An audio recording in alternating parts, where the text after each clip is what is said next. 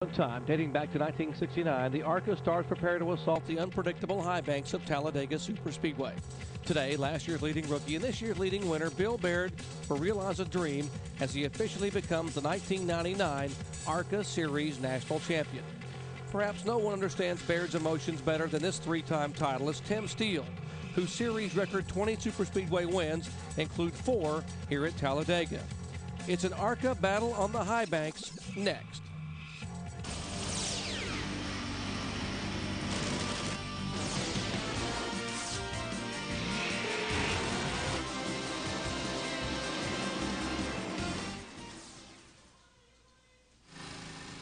Go ahead. Because, well, Corky's on the front row, and Goat was back here by the 52, so I just assumed I would start there and then run to the front row. Does that work for you? Well, I did. 10-4. I didn't know that until they pulled the cars out on the grid.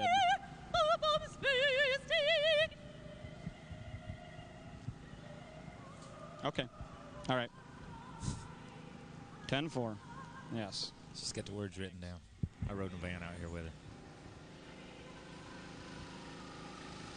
She doesn't look like her voice.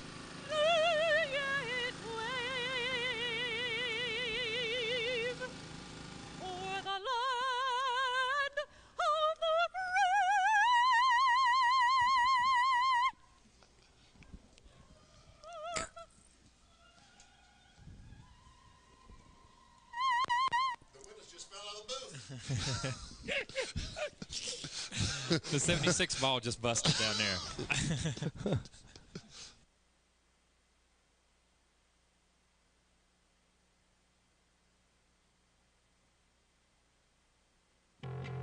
For the 37th time, dating back to 1969, the ARCA stars prepare to assault the unpredictable high banks of Talladega Superspeedway. Today, last year's leading rookie and this year's leading winner, Bill Baird, will realize a dream as he officially becomes the 1999 ARCA Series National Champion. Perhaps no one understands Baird's emotions better than this three-time titleist, Tim Steele, whose series record 20 Superspeedway wins include 4 here at Talladega. It's an ARCA battle on the high banks next.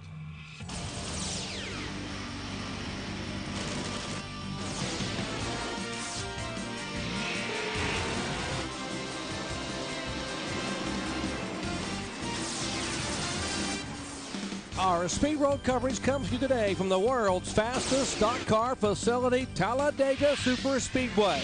It's the 17th running of the Arco Bondo Marhide Winn-Dixie 300. And the very first order of business will be to crown a champion. How about 50-year-old Sturgis, Kentucky driver Bill Baird? He becomes the 1999 ARCA champion in only his second season by rolling off today. How about a sophomore season driver becoming a champion? Other ARCA surprises in 1999? Well, there are plenty. With more on that, here's Ray Dunlap. Well, Doc, in 1999, there have been 19 different races in the ARCA Bondo Marhide Series and 11 different winners. But the amazing stat is that 7 of those winners got their first career victory ever. One of those was Bobby Gerhart back in Daytona. The other, Bill Baird, who won for the first time at Atlanta Motor Speedway. This 50-year-old father of 2 has posted 5 wins this season, along the way with 14 top 5 finishes. And today his efforts are rewarded with the championship. Now this may be the best field of cars we've ever seen at Talladega for this division, and the front row represents a lot of great drivers. Bob Strait and Tim Steele have 48 career wins. Steele has won the last 3 races here at Talladega, all of those coming from the pole position. But on Thursday afternoon, Bob Strait won the pole and put Steele on the outside. Strait is a 14-time winner in this series, but he's never won on a track bigger than 1 mile. Today, we will shine the spotlight on the number 66 team, and Bob Strait hopes that sunshine points his way to victory lane. For more, let's go to Bill Weber. Well, this is ARCA's biggest track, and I would say this is their biggest race. It's certainly their longest race of the 1999 season. But with the TV cameras on in the Winston Cup Garage watching, everyone is feeling the pressure to perform. It's more than just win. You want to show off here today.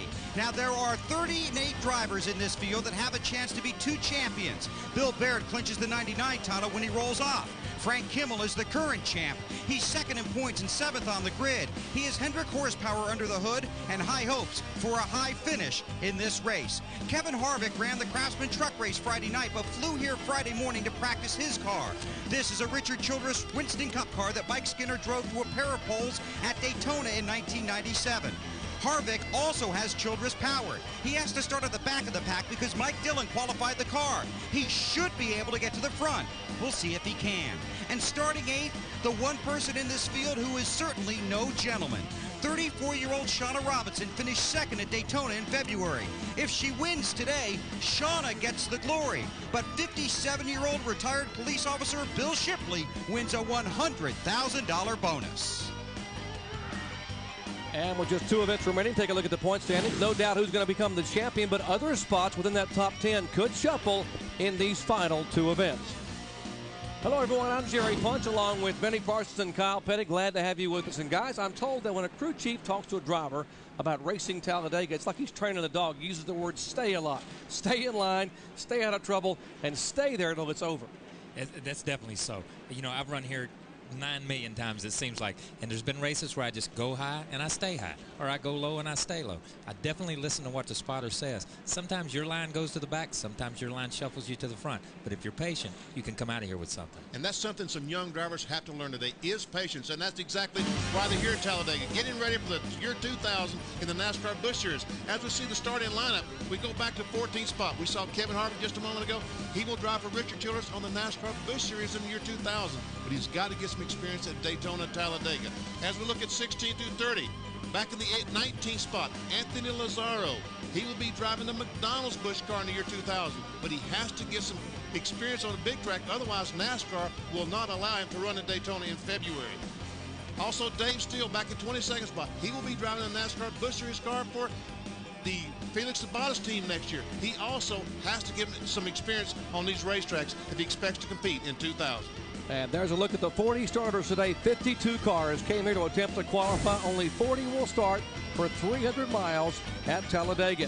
When we come back, we'll wave the green flag at the world's fastest stock car facility.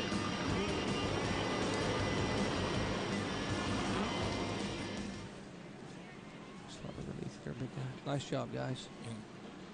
Thank you very much, BP and Kyle. Okay. Oh, that's sure.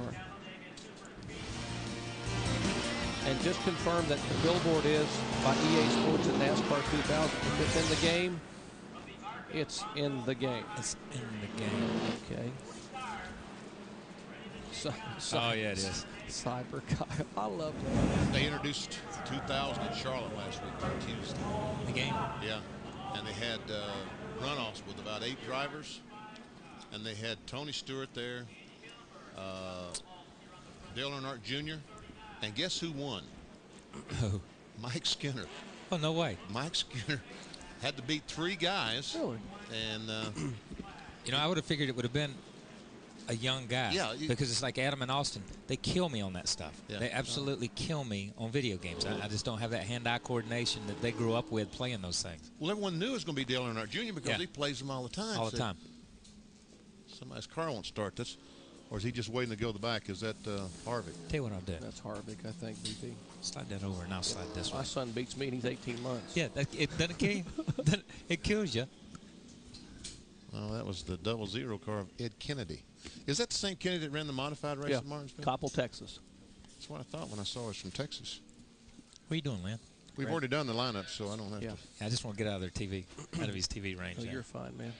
so they can see. It's the Benny and Kyle show, Kyle. And Sure. what are you selling those lids for? What? The 50th anniversary? Well, you want some? I just like to have one. I'll bring some. I'm a collector, and I wear them all the time too. But I'd Yeah. like to have one from. I'll bring one.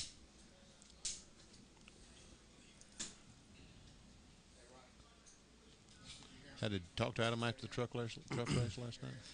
No, I talked to the king. He went down there and he ran pretty good. He finished like 16th, I guess, but he just run. I told him when he went down there, I said, look, as tight as that point race is, stay out of them guys' way, especially. Yeah. the other guys race with, but stay out of them first 3 or 4. And I looked on TV, and the first part of the race area was the 24 and 50 were back there racing right in front of him. And he'd run up there, you know, and then I'd see him, and he'd get out of the picture, and then he'd run back up there. But they did all right. That was like a Winston Cup deal where those guys that were bad pitted, and then they run so long in green, the leaders had to pit. And these guys got to stay out and run longer, so only a few of them ended up in the lead lap. You know, NASCAR, that deal at down at Las Vegas, but you know, right now going into the last race, they have a Ford, a Chevrolet, and a Dodge within 24 points. That's amazing. Yeah. Well, Dennis Setzer would be a good champion too. Yeah, he would. He's what a great. He just couldn't get a restart last night. Couldn't. He was just junk, and that's what we were talking Did you hear what he said on the last one? No. You know what? Off 2, it looked like he ran out of gas. He said it was tight. He said he tried to run through the corner on the restart. He came up with this bright idea. I'll run through the corner wide open. And he got in the middle and just plowed. Yeah, and you run out. And he cost Tolsma. Tolsma couldn't get by him, and then he backed off and that let Mike Wallace go by. Yeah.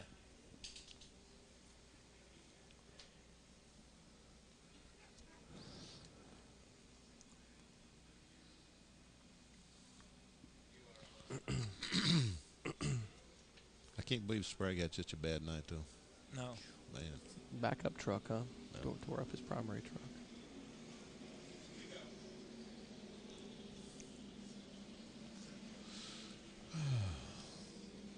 So the 3 truck is Shelmerdine, Kyle.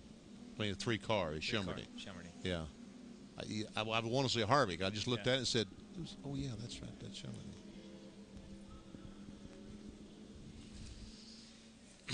Lazzaro, Anthony Lazzaro. You go talk to that kid, Kyle? I mean, that young man. Yeah. He's got a southern, he's from Marietta, Georgia. He's got a southern accent. So what's wrong with this picture? Yeah.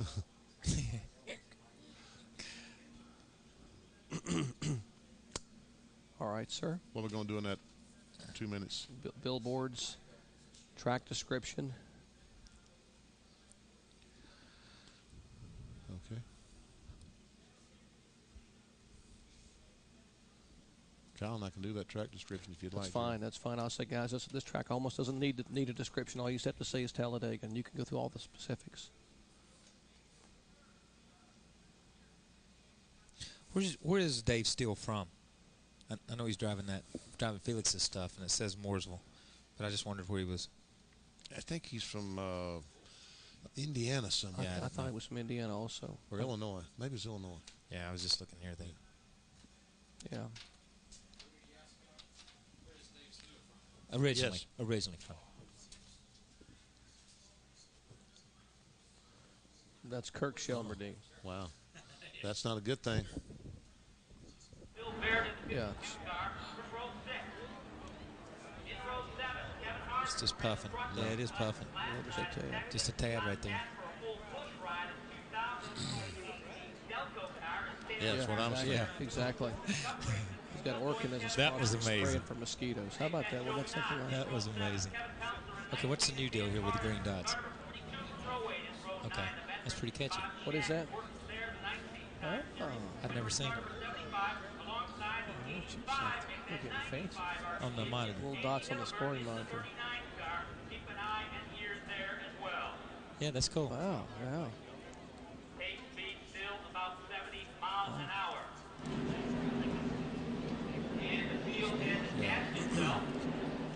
Lynn kept complaining last night that the truck, the onboard cameras were on the sometimes.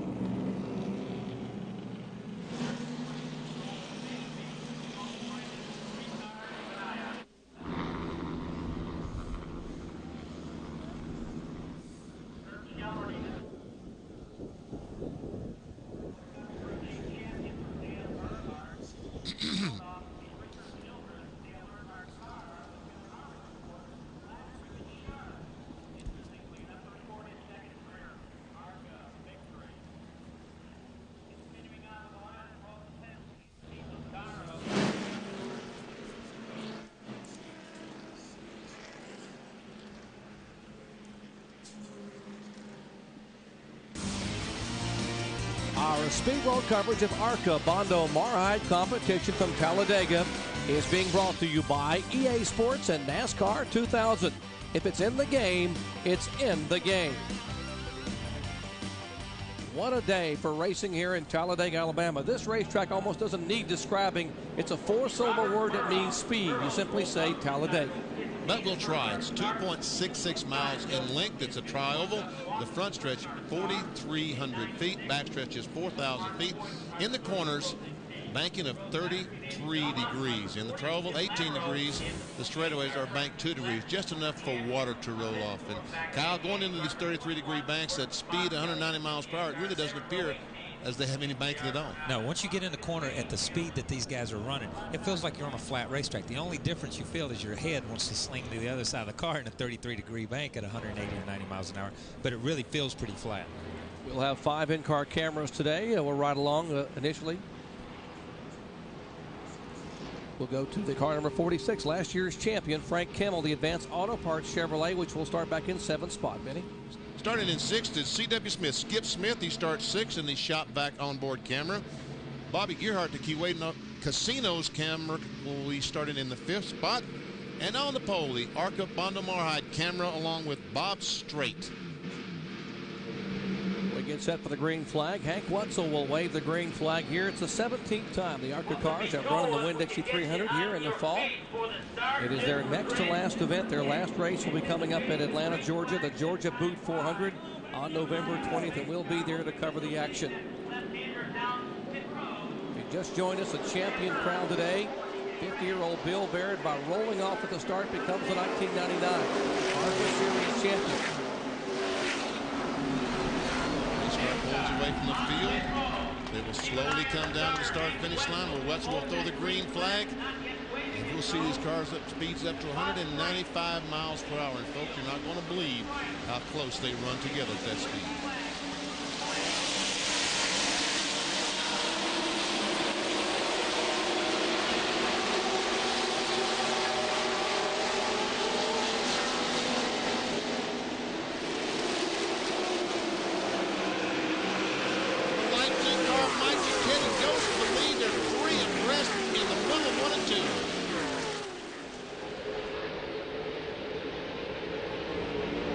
Smoke out of the back of Tim Steele's number 16 car.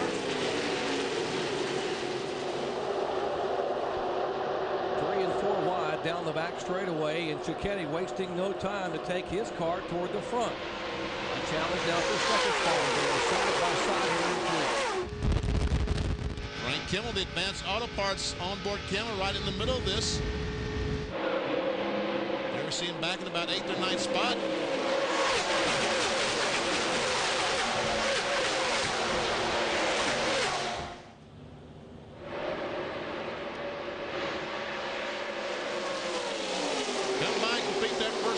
Mike Cicchetti will lead that lap. We'll see Tim Steele now take over 2nd spot, and Matt Hutter, the dual loop car on the outside, trying to follow Tim Steele by our pole sitter, Bob Strait. Incredible move by Mike Cicchetti.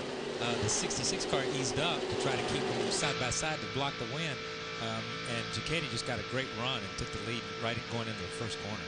Ever see the 28 car? The white car on the outside is C.W. Skip Smith.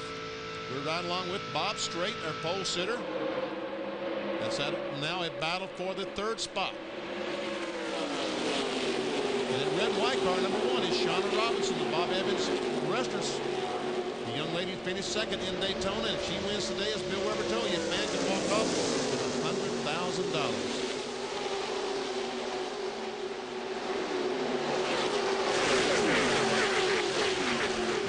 These two guys are running side by side here, and Cicchetti and Steele has kind of checked out about 10 or 12 car lengths. The deal is, once the cars get side by side here, unless they line up, it's tough to run down the front pack. These guys will get out a little bit, and eventually they'll run them back down because this crowd will get them. But in the initial stages, nobody wants to give them an inch. Nobody wants to get in line and race. They all want to lead this thing and go to the front. Here's Skip Smith. And our champion, Bill Baird, running in 7th position. This is the Saturn Machine Speedy Pop onboard camera. Like right now, he's battling for about the 5th spot, or is in the 5th spot.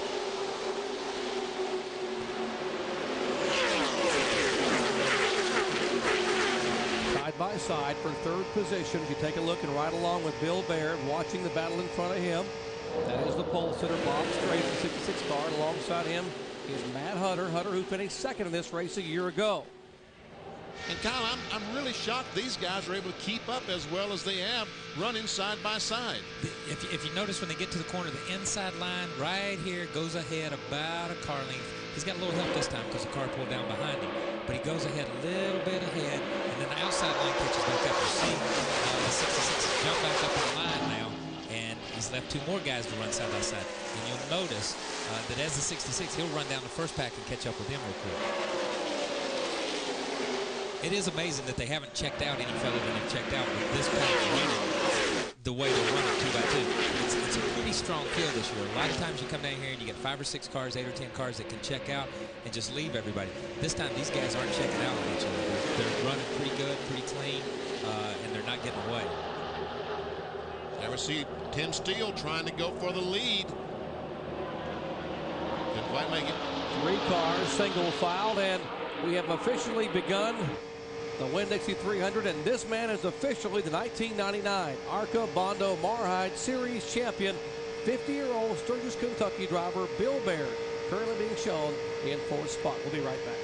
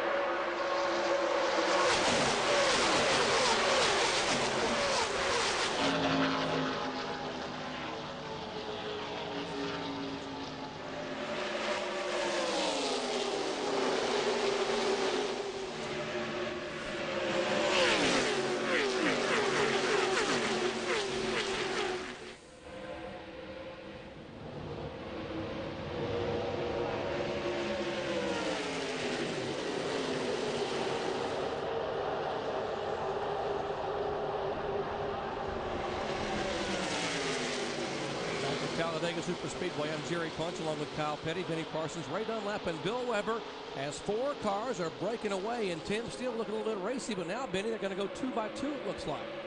And that will certainly hurt their chances of trying to pass the leader, Mike Giacchetti, in the teal-colored 17. And Matt Hutter still on that outside line, follows whoever moves up on the outside. Right now it's the red 16 of Tim Steele. The big challenge for Bob Strait today is to run with the lead pack here in a restrictor plate race. In the past, the equipment he's had at these restrictor plate races has not really allowed. Okay, Bobby, I know you're running pretty good right now, but if we go jockeying around, the whole pack's going to catch us. Let's just ride there for a little while, okay? Obviously, they're working with him. They want him to get in line so they can break away from the rest of the field. But the point is that Strait has not had a lot of time drafting with very fast and more talented drivers. That's something they worked on in happy hour here, something they've worked on throughout the week, and something they were concerned about here in the early stages of the race. So far for Bob, it's worked out fairly well. Now he's got to see if he can rope in those front 3 cars.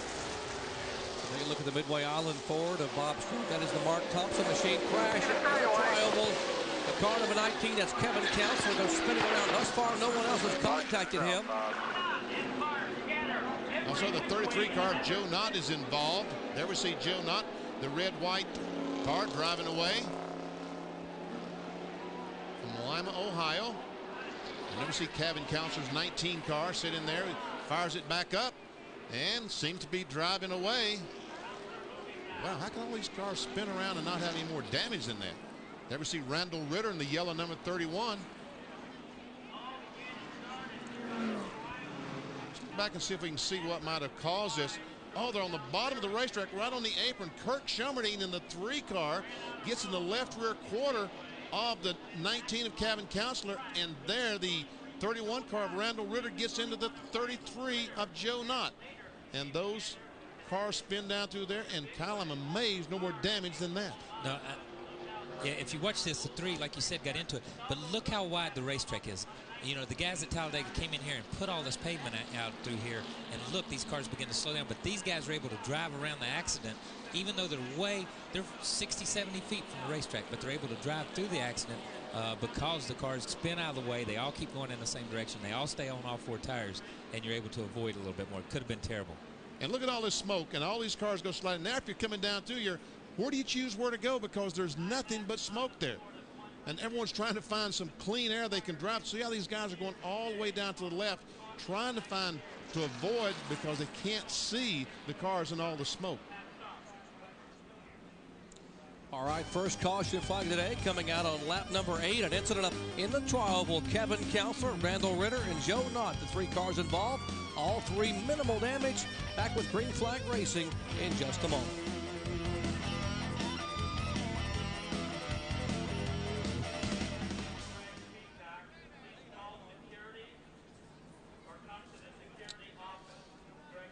Looked like the Dale Earnhardt, Ward Burton situation. Yeah, it did. That's exactly what it looked like. Say, Ned. Randall did get torn up a little bit, didn't he?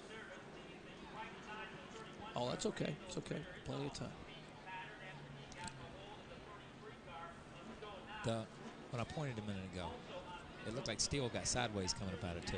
When it looked like as he got like that. Watch the leaders, guys. And as he got like that, let us know. And then got back in line, then the 66 got a run on him. That's why the 66 pulled up beside of him down here.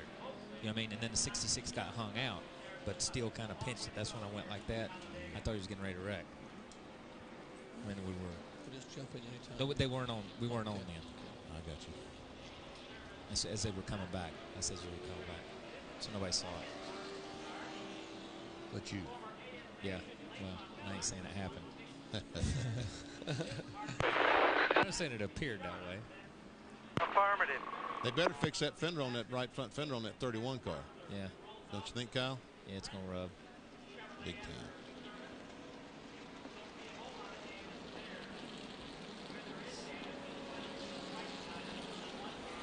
These guys have been knocking. Man, I'm telling you. That's Bob Straight's brother out there closest to us. Bob Bister doing it again.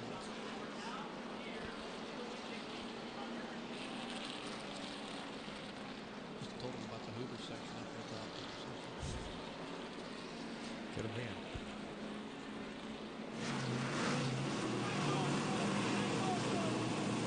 Looks like it's rolling. Yeah, that's.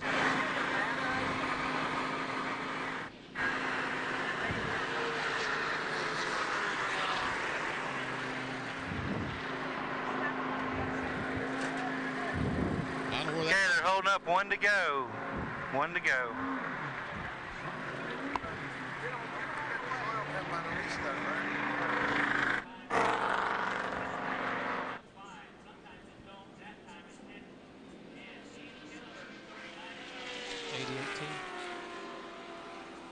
Might have an open pit behind us. He broke it down.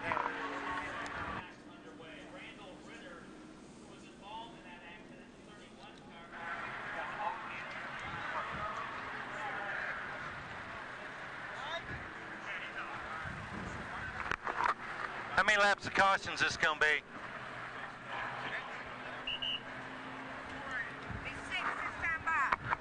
From the very start of the race? Caution laps, great laps, everything. Evidently, they don't have those computers. Those guys all look in all race long in the NASCAR World Cup race. If they get enough caution laps, they could maybe stretch it on 1 pit stop. No.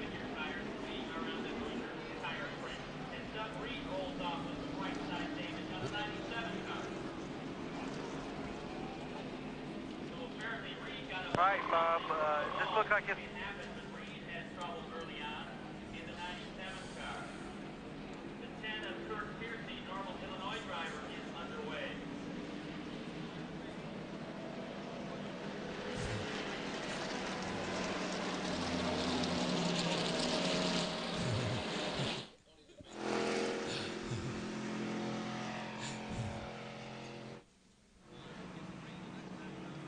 13.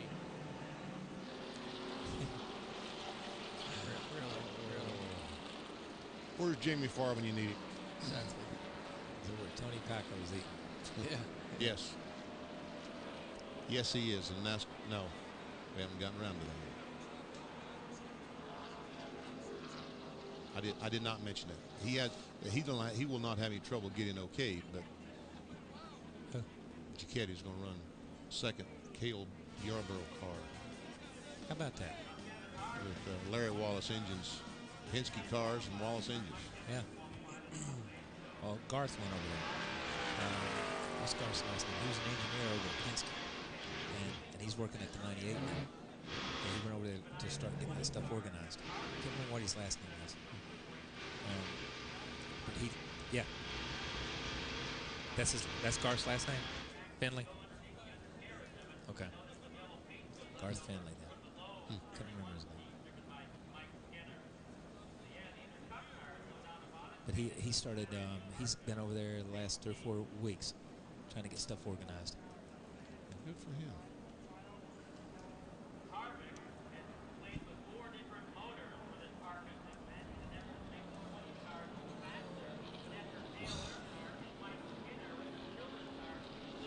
Getting old. Rough, huh? Oh, yeah. You just wait.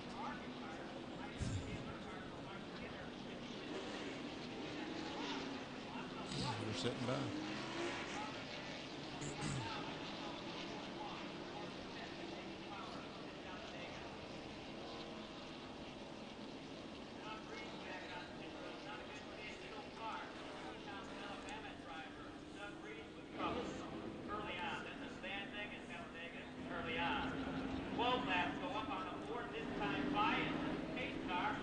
Talladega Superspeedway getting set for the restart after the first caution flag today, coming out on lap number 8 involving 3 cars. Kevin Counselor, Randall Ritter, and Joe Knott.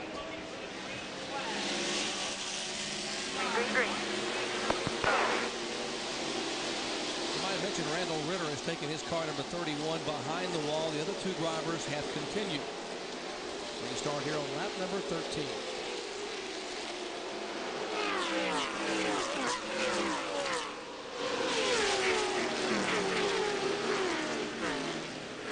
See Frank Kimmel down on the inside. And there's John Robinson as he goes by Bill Baird. Followed closely by Dan Pardis, I think, in the 42 car.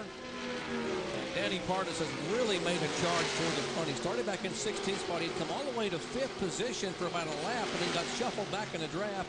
But this young man, I talked to him yesterday, they were disappointed in their qualifying position.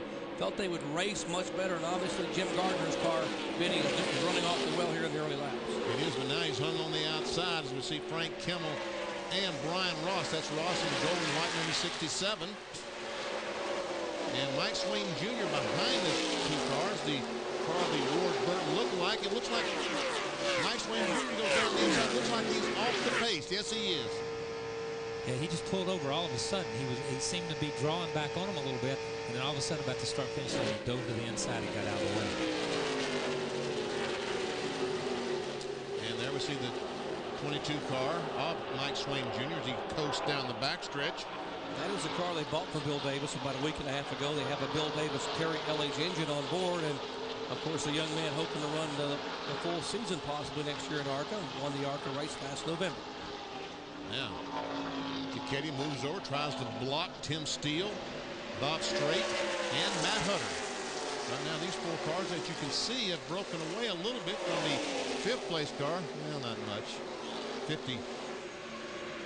cars maybe. The 17 car Mike Giacchetti, folks, if you don't realize, he will be competing for the bestest rookie of the year in the year 2000 on the NASCAR Wish Cup circuit. He'll be going up against Matt Kenseth and Dale Earnhardt Jr. driving his 2nd car for Cale Yarborough, teammate to Rick Matt. Alex Giacchetti will get a challenge. High side, Mike, high, going high. Still there, still there. Still there. Still there, Mike, still there. And Joe Knott. Cautious out. Joe Knott has crashed on the backstretch. So the Second caution flag today coming out on lap number 14. Joe Knott out of the ASA ranks spins around and has contact with the wall. Here's the battle back to the stripe among the lead cars. And I'm not sure Full range to the caution, Mike. But I was in front. Okay, gotcha. Yeah, what is their rule about racing back to the caution? I don't think they race back to the line. I think that's what the spotter was telling Mike Giacchetti, that you don't race back to the line. Yeah, that is the ARCA rule. Until the final 10 laps of the race, that's when you are allowed to protect your position. But beside that, they do not race back to the line. Here's the 33 car, Benny, just looping it around. Yeah, and the left rear tire is flat. And I don't know that there's enough damage there to cause that tire to go flat. I would guess that's what caused the spin. That's something, he cut the tire down and it went flat as he came off the second corner, and around he goes. Yeah, if you go back to the accident that happened before this at the 33 that Joe Knott was involved in, he got clipped in the left rear right here in the trial when spun down through the infield. It could have been just a little bit of tire rub, and it doesn't take but a little bit for a couple of laps to wear through the sidewall or to wear through the tread, and it'll turn around on you in a heartbeat, and that's what it looks like, that it just turned around on him. Joe Knott only his second start in ARCA. He ran Charlotte a few weeks ago, finished 8th up there, driving for Eddie Sharp, who was formerly the crew chief when the year began for Bill Baird, the ARCA champion. And here's the accident Kyle's talking about at the very beginning of the race down on lap number 8. You see these guys get together, the three gets into this car, but here's Joe Knott that gets hit in the left rear right here and spun back across. He got hit right behind the left rear tire. And then these guys come back across, and it doesn't really look like they get together too hard right there, but they end up going on down the highway and changing tires and coming back out a little later. Then 3 laps later, after the restart, when we go back and you have the restart, and here's Joe Knott spinning down the backstretch with a flat left rear, and it's like the left rear went flat, he spun it around, backed it in the wall, and it's like Benny says, it doesn't really appear that there's enough damage there to have made the left rear go flat. It's obvious pretty much that it was flat whenever he spun. All right, Randall Ritter is behind the wall, involved in that first incident, and Bill Weber is with him. And Randall Ritter is finished for this day. An interesting story to tell, though. What happened out there? Well, Bill, it's just racing. You know, it appeared to me that the car in front of me turned the other car there about the tri-oval. Wasn't much I could do. I made a pretty violent, evasive maneuver, and I cleared him. But I couldn't get my car back straightened out. Round it came, and then I got drilled in the right rear from behind. It's one of those things. It's a hard business for hard people. It's a tough race, isn't it? Yeah, well, I love it. You know, we wouldn't be here, any of us, if we didn't recognize the risk and take them with joy. And it's hard to go home like this, but we're here for the race, and we just didn't get very far today. Okay, then we'll see you at Daytona. Thanks, Bill. All right, Randall Ritter had a violent crash here 2 years ago, has come back to enjoy his ARCA competition. Working caution number 2 at Talladega Super Speedway. Back with more in a moment.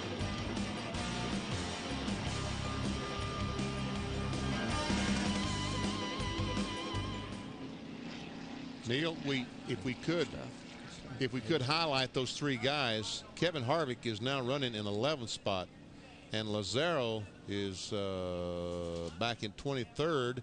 He had fallen all the way back to about 30th, and Dave Steele is in 16th. Just, you know, if we could, since I talked about him, we need to. Don't shoot. Uh-oh. Yeah, there you go. Would someone drop a box of donuts? Did I say Lazaro? It's Lazaro, yeah. Lazaro.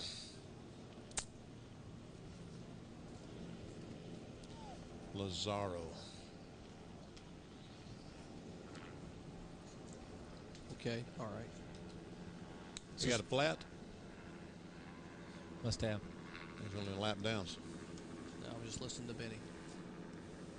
He had a flat. It was not an engine problem. So, yeah. Tire. I think he had a flat. Oh, there we go. He ran over some stuff on the front stretch because of this, and the 56 had a flat also, and the 33. You can see what his problem is. He's got an ink pen on his tire. Looked to me like he might have slid that tire. I don't think so, Benny. Maybe. I mean, looks like up there. Right here? No, no, up there. Right. No, keep on going. Right there. Yeah. Look, just right at the edge of that hole, it looks like it's a, yeah, right there. That looks like it was a. It's a big old hole, though. Yeah. I don't He's know. lucky.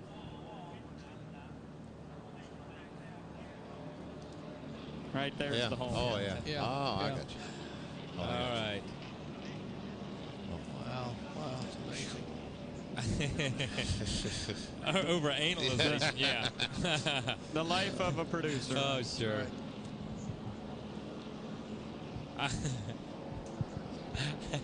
Uh-oh. Uh-oh. No wonder he's hoarse.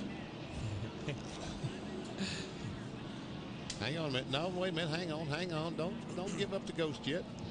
Don't give up the ghost yet. See, you see the white line right there? Now that's when it. Oh. Ooh, there's a trick. That was a trick. Almost got us. Almost go. Okay. Okay. That goes Shauna. She's no gentleman. What was the comment in Victory Lane that Bill had to Daytona?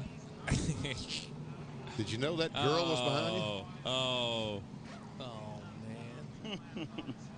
Close raise, Mike. Oh wow. 34 or 5. Well, if we got anybody down there listening to ESPN, listening to all this garbage. Garbage. Oh, there's somebody waving to us there. Thank you, man. Thank you, sir. Thanks for playing. Yeah, thanks. Yeah, first time caller. First time caller. And we apologize. That was a lady. Oh, it was a lady? just kidding. No, it's some guy, wasn't it? It's a girl. It's the girl. Yeah. Okay, you've had that's all that you get for your quarter. Put another quarter in. It's the girl. The girla. The girla. Talladega. Or Diga, as they say. Okay. Lazero, zero. They say locally Talladega, I think. Potato, K. But up in North Carolina, we call it Talladega, don't we? Talladega.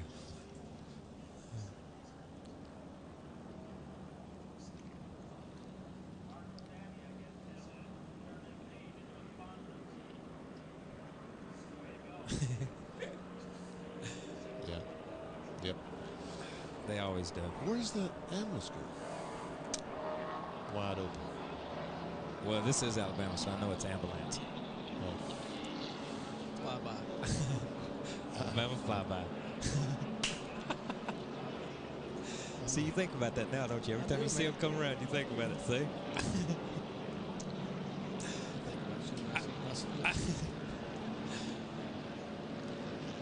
They're not going green because there's too many safety vehicles on the racetrack. Yeah. Me and Mike and Kevin. Hey, Chuck, wave to us there, buddy. Chuck won't wave to us. There's a lot of people here. There are. Me and Mike and Kevin. I talked to Maybe me. who runs 1, 2, Vegas? 3, 4, 5. Hey, Huh? guys. Going to Atlanta. Who runs Guys in the Vegas? booth. Yes, Yeah. right. With about 2 or 3 more laps of caution, a couple of these guys can go on one stop, What's the guy? including the 16 and the Used to work for 66, R.J. Reynolds. What's his name? which may play Quince. out on the pit Yeah. strategy because most of the guys can't. How many laps are we talking about today? 117, and the 66 car can go between 48 and 49 laps. Hey, Ray, did they add 4 laps? Yeah, they missed it. Huh? It's 113. I told them they'd have been better. Yeah, I'm sorry, 113. Thank you. You scared me for a Yeah. second. That's a good point, Ray. We need to let you make that. Race. You know what I mean? Hey, can I? No. Can I set Ray up? Just give them That's a money. real good point. Say, here, I'm going to pay you $2 or $3. I need you to come out there and set the grandstands. You know what I mean? It made some Okay. money. $600,000 in advertising for the RL race.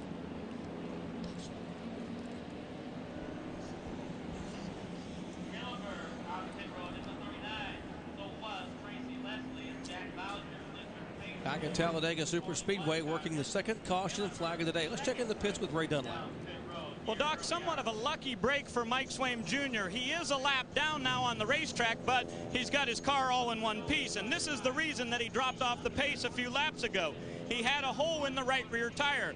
Now, Mike came into the pits, they put right side tires on, and they were going to try to hurry back out onto the speedway to get back on the lead lap, but they weren't able to do that.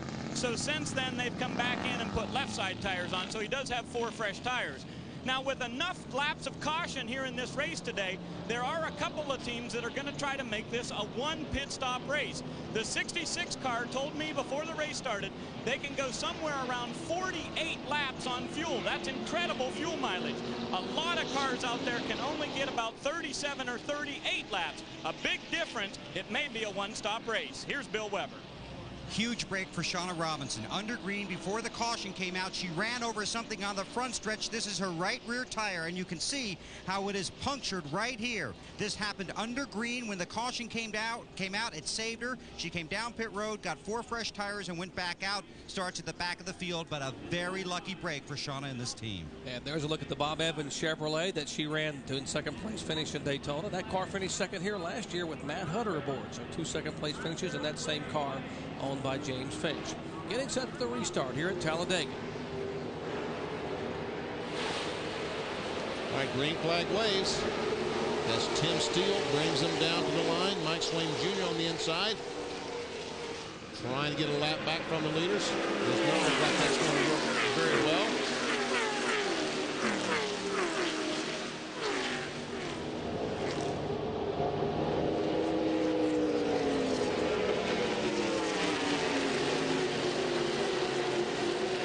Doug Reed down on the bottom of the racetrack just left pit road a moment ago.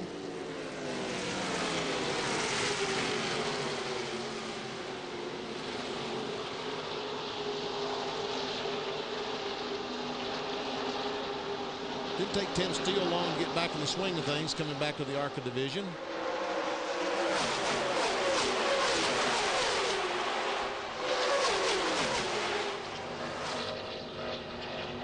See how right now everybody's almost in a single file group. When they started the race and you're 2 by 2, everybody stays bunched up a lot more.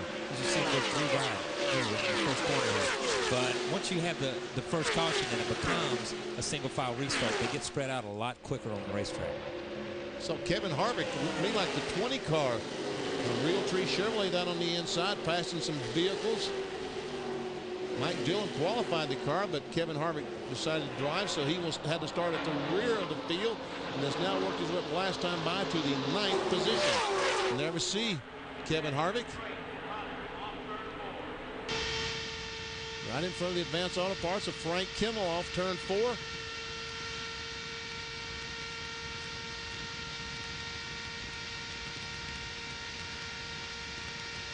Check and see what kind of miles per hour that Frank Kimmel will attain going down the front stretch. 195 miles per hour. Now he drops off down in the corner, and this is where the car starts slowing down. When it goes into that 33-degree banking, it starts slowing down to 189, and that's about as slow as it gets. And Bobby Gearhart, our Daytona winner, off the pace on the apron of the racetrack down in 1 and 2, and we can see he's down to 110, 105, and it will only get slower because obviously it has no power on this Kuwait Casino Chevrolet. Back up front, 4 cars, single file. Tim Steele is the leader. Cicchetti in second spot, straight, and then Hutter. That's the 4. Let's check back in the pits with Ray.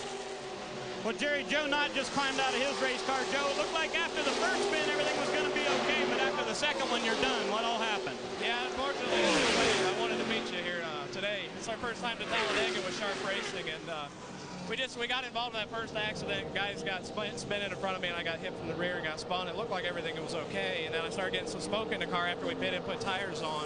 And unfortunately, coming off of turn 2, it was rubbing a little bit too much, and it cut down and got me up into the wall. Luckily, it wasn't bad. We're okay.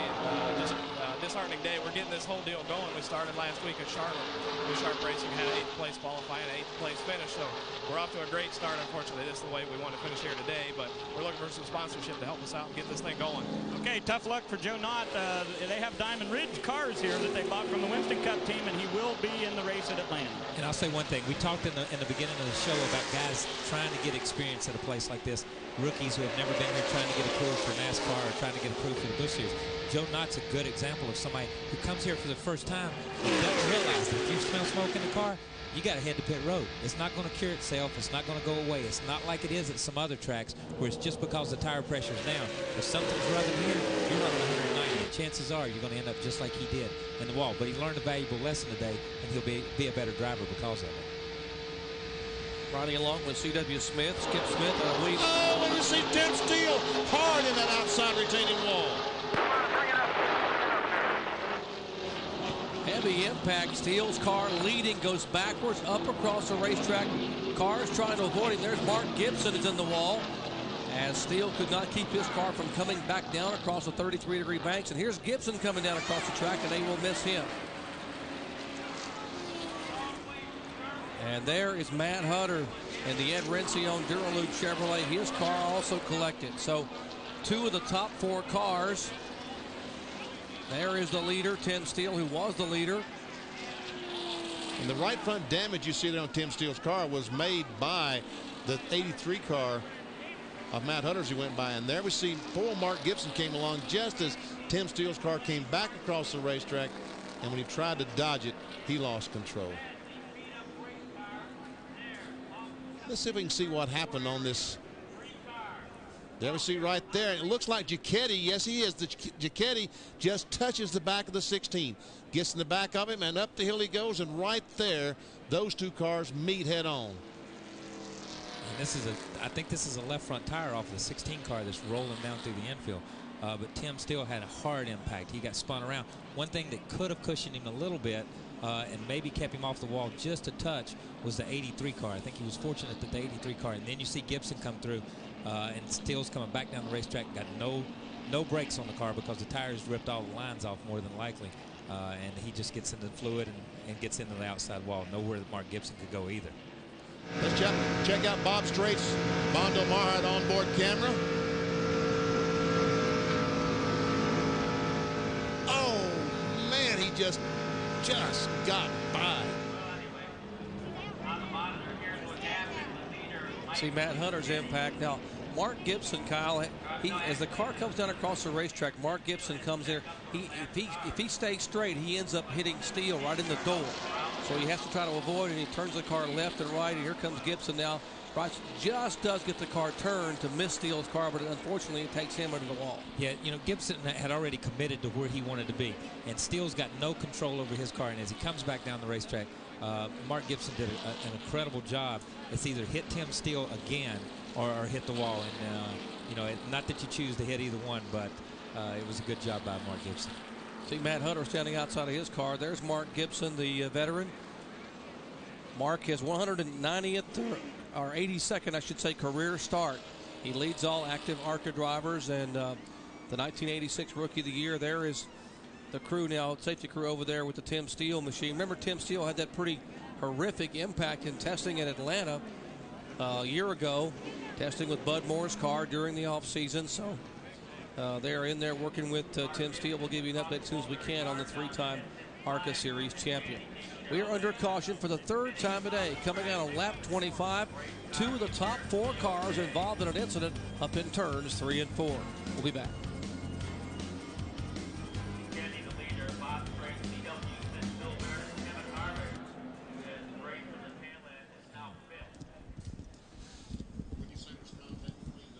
Oh yeah, but it almost looked like the 16 guy a little bit loose, and then he run up on him and hit him. You know what I mean? If you look at it next time. Yeah, run that back one time. No, he got turned around. He got hit, but can you run it back one more time? God, these guys are running into each other down here.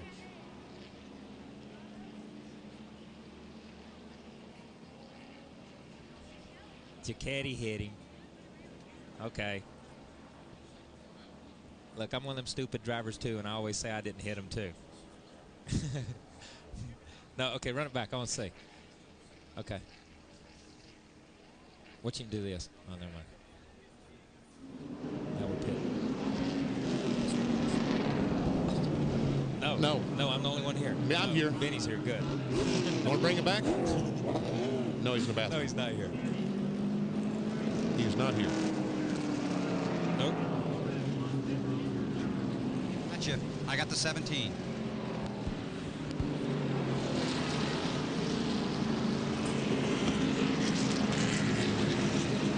Under caution here at Talladega, our first full field round of pit stops. Mike Cicchetti, the race leader, on pit road. No changes to the car. 4 tires. The 66 also on pit road. The 52 of the new champion, Bill Baird, on pit road. They come around to the left side on Cicchetti's car. Directly behind him is last year's champion, Frank Kimmel. He's also getting 4 tires. These are Hoosier tires, having trouble on the left rear on the 17. The 3's racing down pit road. Shelby will win the battle off pit road, followed by the 17 and the 67. The 20's away. Baird will edge him off of pit road. Now they have to push Kimmel to get him away. And a lot of congestion down here on pit road. Shauna Robinson also made her second stop of the race. So a first full field pit stops here at Talladega. We're under caution, a crash involving Tim Steele. Back for an update on his condition and more when we continue in a moment.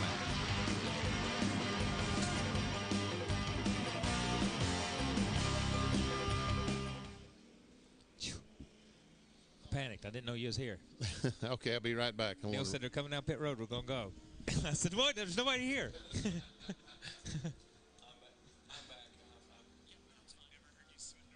Okay. There's nobody here. Stop. It's just me. I'm alone. They're taking the roof off here. Yeah. Huh? Benny's gone, so you might want to close his mic. We're getting some feedback over there with BP. Let me turn his down then.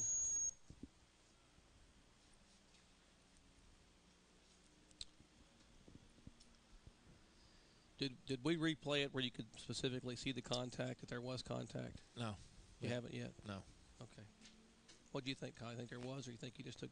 I think it looked to me like he got a little loose and that he run up on him real quick. You know what I mean? Like he was all ready. If you run, Benny's not here.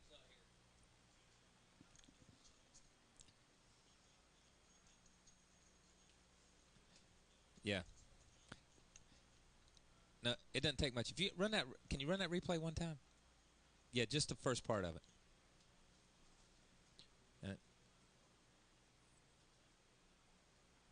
See here, as it go in.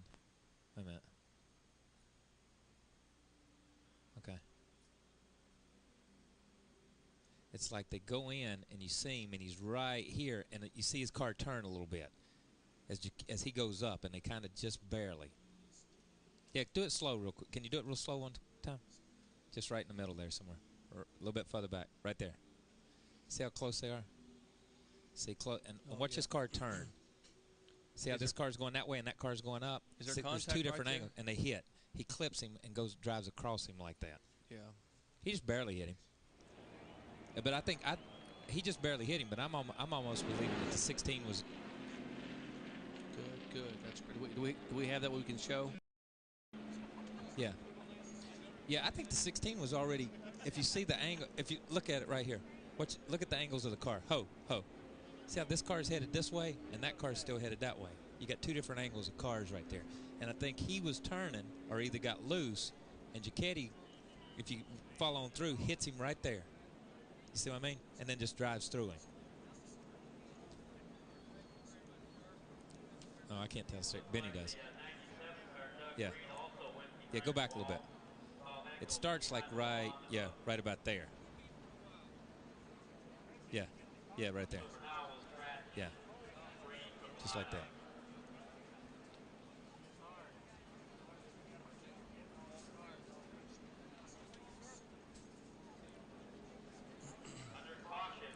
Yeah, Benny can do that. Yeah, that's good.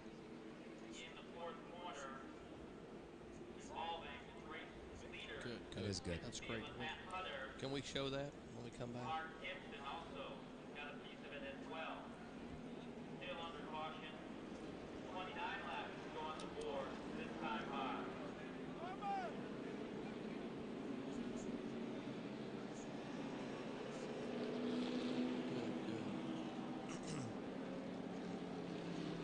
Okay, good.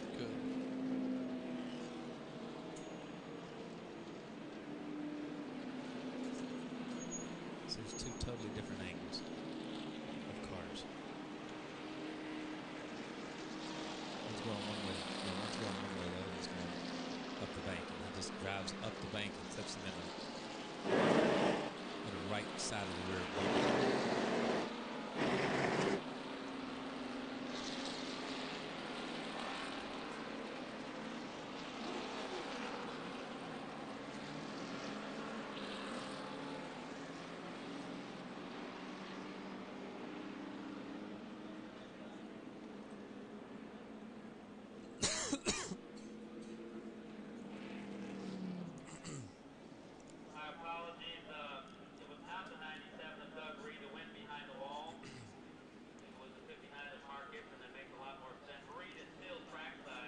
Caddy got into him. Why doesn't that surprise me? Yeah.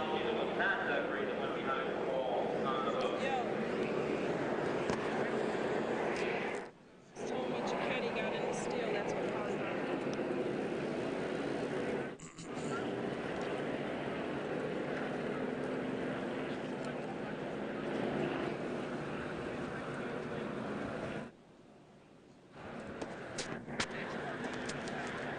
Yeah. I don't. There I'm.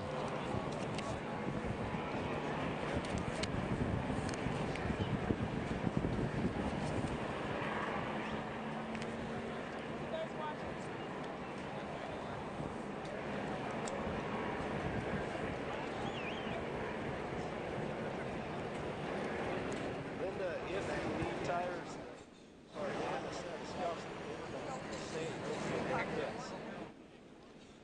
Look at the left side of that car. Yeah. Driver's door where it's just pancaked there. Pretty intact up around here, though. You know what I mean? Yeah, from the window up. That's from the window up. The last two or three times he's hit, it's all been caved in up there. You know what I mean? Yes, sir.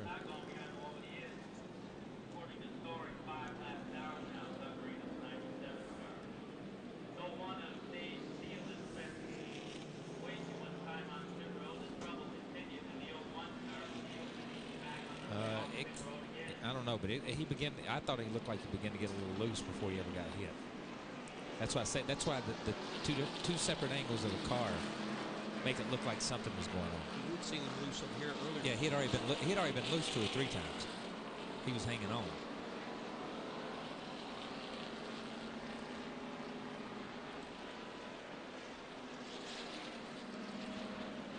Most time he's so fast here, he doesn't have to worry about it. Yeah. You know what I mean? He just gets out there and.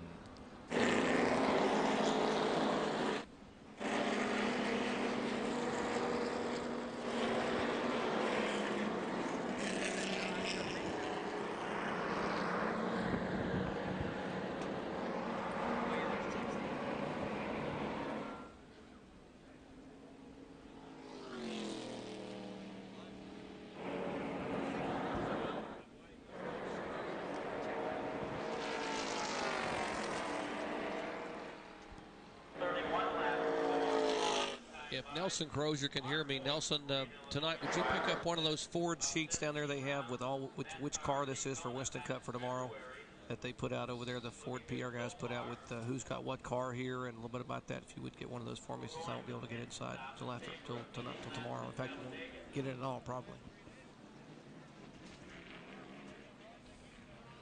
Thank you, Chevy.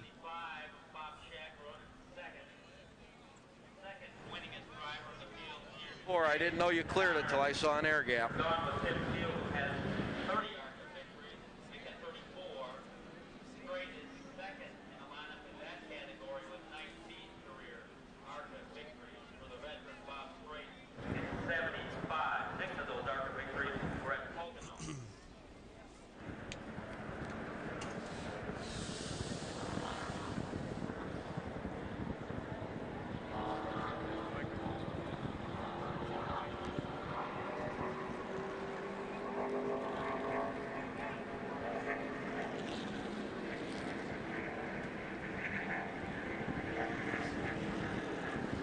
First need to see what we can do with that 96 and 20.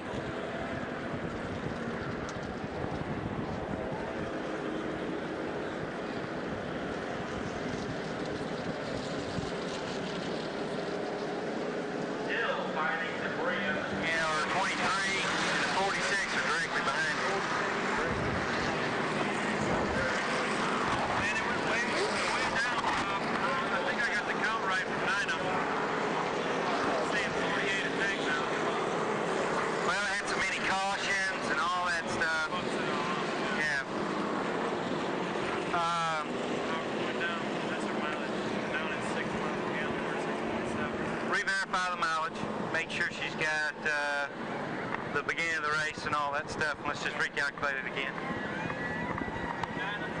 Looks like we've got at least one more lap of caution here.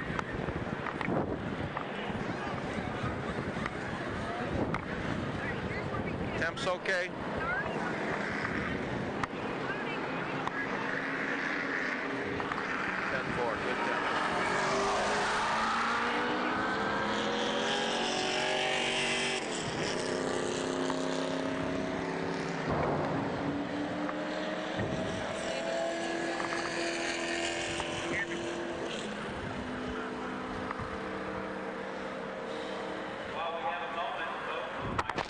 anybody notice what Shaq did on that stop? Did you see what Shaq did on that stop? Okay. What lap are we on right now? Next time by 32 complete.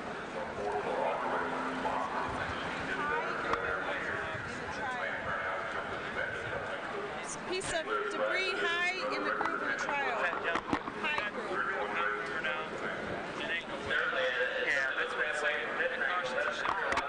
There's some debris high in the tri-oval. If we get it fixed, it'll be a can or less than if we do it then.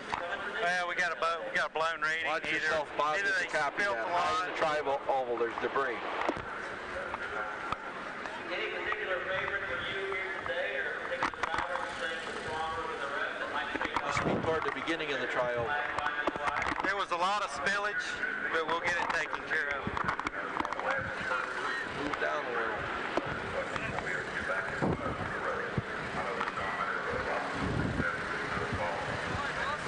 Hey, let's stay focused on that and try not to spill as much, because this could be pretty critical on the next stop. Yeah. I mean, I know you're doing a good job and everything, but well, if we go racing for it here at the end, let's just stay, get focused on it. The fire guy kind of said somebody wrong. I don't think Rusty got it in there. To begin with, I don't think he got the probe in there. The fire guy said that. He said I don't think the guy had it. Just stay focused and go after it, okay?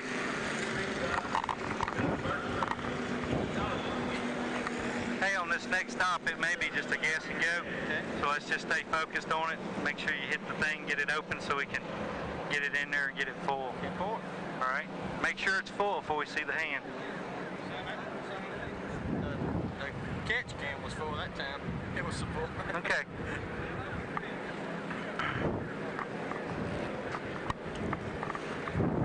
You okay? That bust your nose? Yeah. All right. I was just trying to get it off pit road and you stepped in my way. Sorry. All right. Is this another match set? Is this another match set? Yeah.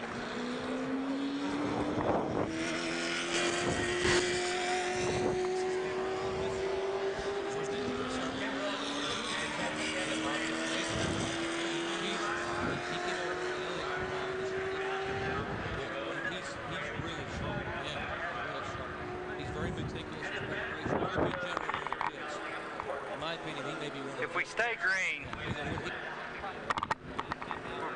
come on, Joe, talk to him. One to go, Bobby. One to go. This time by.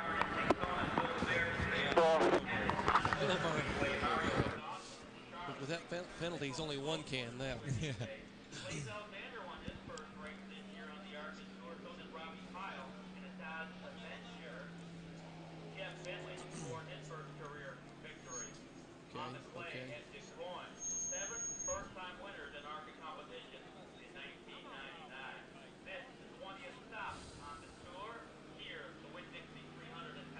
What's the first thing we come back with, the replay? Just one race left to decide the outcome of this year. Number 20th is going to win the Cup Series again. You can tell that Tim Steele is awake in that deal, because Kyle, the tires, he hits the brakes and they stop. And they start. Yeah. Yeah, it's not like it just came off the wall and kept rolling. One to go.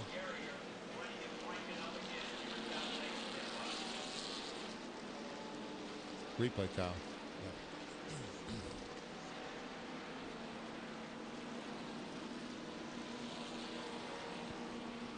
Back at Talladega Superspeedway, working caution number 3 after a horrific impact up in turns 3 and 4 involving our leader, Tim Steele. Here's what happened.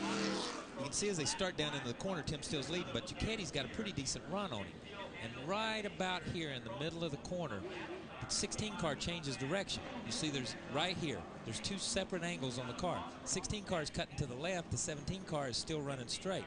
And as they go, 16 car gets out, the 17 car goes up and just barely gets into the back right rear corner of him, and around he goes. And whether he was going around on his own or whether the 17 gave him a little help, it looks like they got together a little bit. Then the 83 comes in and kind of gets Hutter, or gets into Tim Steele right there, but it's just a wicked hit with the right side or with the left side of the 16 car. And we can see where he sheared to right front. It looked like off Matt Hutter's car when they made contact. And we see Ducati car, they made a pit stop, and look at the nose of it. We see no damage at all. So if there was contact between he and Tim Steele, the 16 car, it was just doggone ever so slight. Now the good news is that Tim Steele, we did get out of the car. He was awake, talking to the safety crew there, so that is great news. They put him on the stretcher. We'll take him in to be examined. We'll try to give you an update. But that is great news considering that impact that Tim was awake and talking to the crew there. Let's check in the pits with Ray. Well, Jerry, down here at the Infield Medical Center, Mark Gibson and Matt Hutter have both come out under their own power. That's real good news. Mark, when we see this kind of racing here at Talladega, it really is a game of inches. You almost made it through that. Yeah, I was far enough back I should have missed it probably, and I thought Tim was going to stay against the wall. So I kind of got in the middle of the racetrack. Those cars under me, and he came back down. It was either turn right and try to miss him or hit him in the door. Tim's went through enough in the last 2 years. So I just caught up. This restrictor plate racing, Well, Tim has, and you have too. We saw you with an awfully hard wreck at Atlanta, now another one here. Are you okay? Yeah, I'm fine. This is 2 in a row hard wrecks here at Talladega for me. I don't know. The car had a real bad push, and we dropped back a little bit riding and just get caught up in something. When something happens, somebody's going to get caught up in it, and it just happened to be me. So hopefully Tim's okay. He was awake in the infield Pearson on my left, and he recognized me, so I guess that's good. I don't know. Okay, so Mark Gibson's out also. Matt Hutter, real quick, 2 weeks in a row, tough hits for you. Are you all right? Yeah, I'm all right. It's a shame. We had an excellent car today. Just a real good driving race car, just biding our time, trying to break away with a group of 4 cars there that we thought somebody got impatient, I guess. Okay, well, good news is both of these guys are out and okay. That is great news, Ray. The 30 car being shown as our leader, was our leader. There's Mike Cicchetti in the car 17. Just blitzing by on the inside. Up high. Still there. He's breaking Brian Ross, the 67 car. Also, Kevin Harvick in the 20 car has moved into the 3rd position. Well, they are 3 by 3 in turn 1. There's Frank Kittle. Bill Baird, the 52 car, is down there. Also our pole sitter, 66 car, Bob Strait. And here comes Kurt Shelmerdine, the most recent winner in the ARCA Bondo Marhide Series in Charlotte just a couple of weeks ago. I guess that was actually about 10 days ago.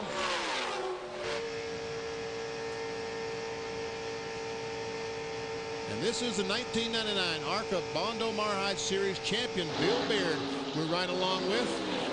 He's right along in about the 4th, 5th position.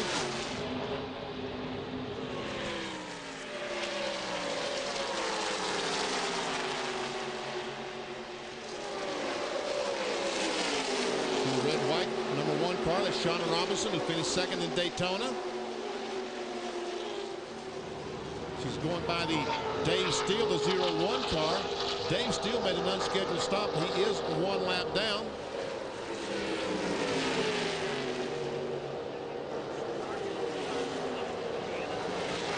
Back up front, Mike Cicchetti being shown as the leader. Now the 2nd place car, the 67 machine, having an awfully good run. That's Brian Ross out of Plymouth, Indiana, the Biomet Chevrolet.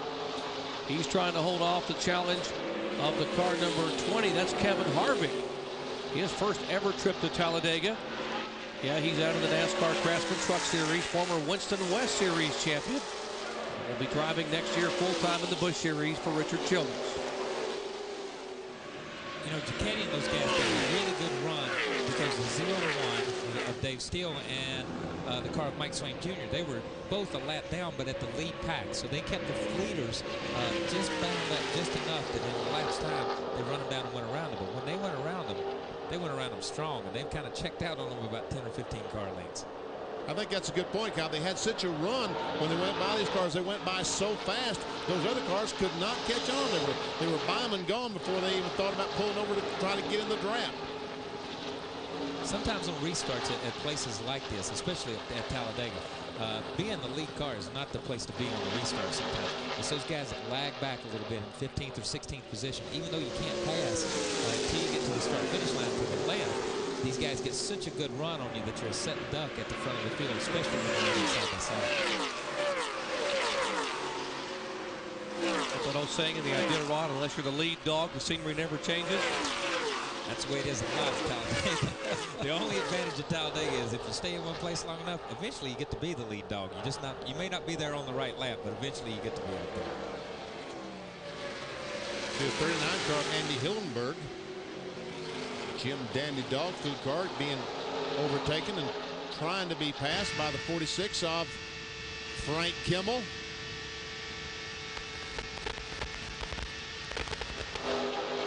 You see that outside line. Kimmel was right up under him going into turn 3, but he got just enough of a run coming off to be able to pull back behind him. There's Shauna right behind Frank Kimmel. These two, if they get hooked up, she could push Kimmel by him and maybe hook up with the pack in front.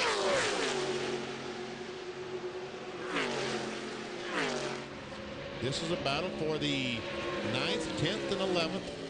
Actually, I guess it's 8th, 9th, and 10th. You watch Shauna in the one car. This is the same type of race she ran at Daytona. She was lagging behind there about 6th or 7th, 8th, right along in there. But when it come crunch time and it come money time, she was headed to the front. And then she's running the same type of race today that she ran there. Very smart race by Shauna Robinson. She's in the Bob Evans Chevrolet. That's the car number 1. Red, white, numeral the Chevrolet. James Finch owned car. Mike Swain, the 22. Car number 22. There's Shelmerdine, the 3 car. And the white and green car is Gus Wasson.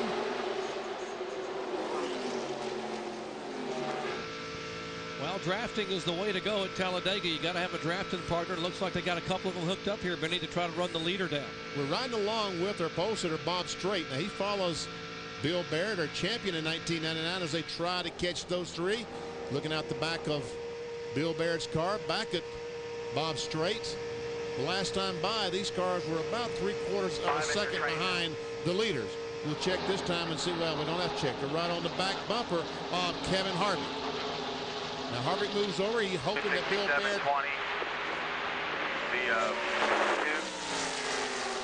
You know, this is a tough place to be in if you're Harvick, because this is like your first super speedway deal, and you don't know. Do I just let them drive by me on the inside and let the momentum slow themselves down, or do I try to stay in line?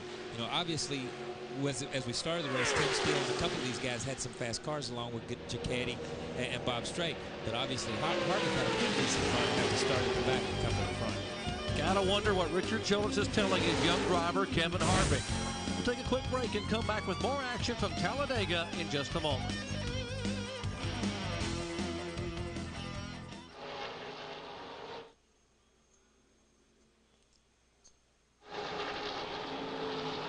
Back at Talladega Super Speedway, I'm Jerry Punch along with Kyle Petty, Benny Parsons, Ray Dunlap, and Bill Weber covering the action. And here's a cluster of 6 cars at 190 miles an hour, led by Mike Swain Jr. in the car number 22, the accelerator Pontiac. And Gus Wasson, the 96 car, trying to get on the inside of Kurt Shelmerdine. Wasson has some drafting help on the bottom with Frank Kimmel. But on the outside is Andy Hillenberg trying to help Shelmerdine go by. And here comes Shauna Robinson to close up on the back bumper of Andy Hillenberg. Oh!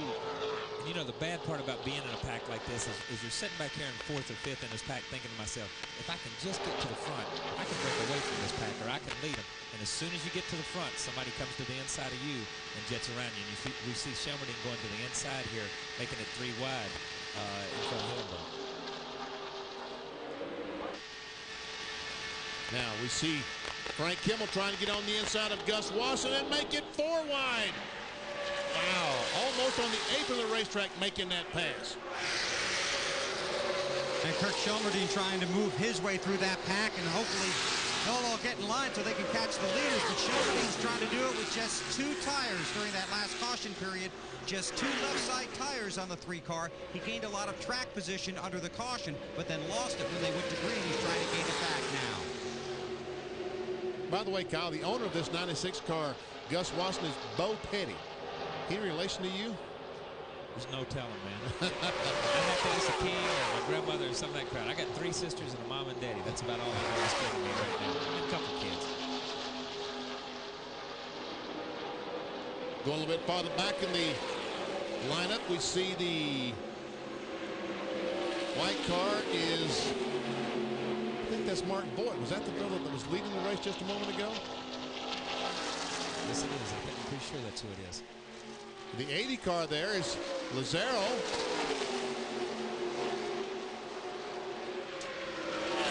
The car that's leading this group is Anthony Lazaro. Out of Ackworth, Georgia, the Stan Hoover Motorsports Ford. Pretty impressed with him so far, Benny. Yes. And C.W. Smith, Skip Smith in the 28 car. That is 11th and 12th position. And what really impressed me about Lazaro, when they started the race, he started about 19th, I believe. It was 19th, and he fell back to about 30th because he just didn't feel comfortable in that big group of cars. And now he's worked his way back up to the 11th position. Very impressive young man. And the one good thing is you've got Lazaro up there running in 11th position, getting some experience, getting some drafting experience. You've got Harvick up there running in 3rd position, getting drafting experience. The only one that's out that we talked about in the first is David Steele, but he's up front with him. Even though he's a lap down, he's up front getting that valuable experience, running with experienced guys. Even if he is a lap down, he's gaining some experience by running with these guys. And you see this shot out of Skip Smith's car. Skip Smith out of Williamsport, Pennsylvania, is a retired Pennsylvania state trooper. He's accustomed to chasing pretty fast cars, so he's right at home here. Hopefully he didn't chase any cars at 190 miles per hour because that's about the speed that he's running right now. He's a Pennsylvania state trooper. He may know me on a first-name basis because I've been stopped in that state a few times. He did mention you fondly, Kyle. That's good. The guy he's chasing, Anthony Lazaro, a Toyota Atlantic champion, now coming to run in ARCA, the Stan Hoover car. These two cars being shown in 11th and 12th position. 46 laps are complete. We're about 11 laps away from the halfway point.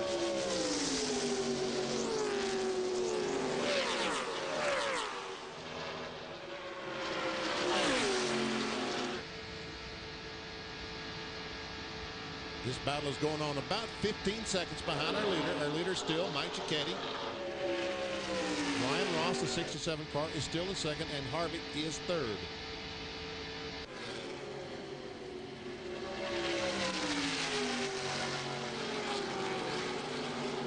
It'll be interesting to see if those two guys stay hooked up, if they can run down, I guess the 10th or the 9th and 10th place people, or the 10th and 9th place people in front of them. Kyle, I got to ask you, if you're Richard Childress, what do you say to your driver, to Harvick? I mean, what kind of advice do you give him a moment ago when you could talk to him in a situation like this where he's trying to learn super speedway tactics? The only thing is like we talked at the beginning. Stay here, stay there. You tell him just to stay in line. Just stay in line and follow the car in front of you. Follow right in those tracks and make them find a way around you. Don't pull over and give them that outside line. Don't go high and give them that inside line. Follow that group in front of you. And he's fortunate that he's racing with a pretty good group of guys right there. With this group of guys, they're able to break away, and he's only got to worry about 3 or 4 guys, and that's what you say. Just pay attention to what's going on. Learn what the car's doing. NASCAR's watching. They're wanting to see him run those single lines, not be bouncing all over the racetrack. They want to be seeing him run high. We did the same thing with Adam last year. We brought him down here. He ran the ARCA race so that he could get approved to run the Busch Series next year as far as Daytona and some of the super speedways. And Kevin Harvick and these guys are doing exactly what they're supposed to be doing, and that's all Richard Childress wants him to do. Get experience, get some laps under your belt, let NASCAR approve you. We don't have to come down here and win the race. You're going to run the Busch Series next year for us, and that's a big deal. And we see Bill Baird going by there. Now we go back to the next big group of cars, and they're still together. Shauna Robinson, the 1 car, the 46 of Frank Kimmel, led by the 3 car of Kurt Shelmerdine. The car at the end of this line, Mike Swain Jr., the yellow and black car, is a lap down. Also, there's Andy Hillenberg in the 39 car.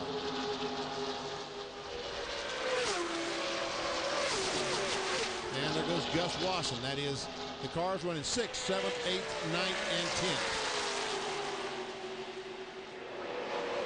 Looks like Gus Wasson is about to get shuffled out of this pack if he doesn't hurry up and catch up. A lot of times when you get in the position that Gus Wasson's in right there, you're praying that they run side by side just for a half a lap or so you can get caught up, because that's what happens. A lot of times you get in a pack like that, all of a sudden they get single filed and you're the odd man out and you get shuffled. And we go back to the lead. 1, 2, 3, 4. These guys lined up, just trying to get away from these other cars. So as the race progresses down, they've only got to race 2 or 3 cars, not that big pack of 10 or 12. As we approach the 50-lap mark at Talladega in the Winn-Dixie 300, Mike Cicchetti is our leader. Ross, Harvick, Strait, and Baird, the top 5.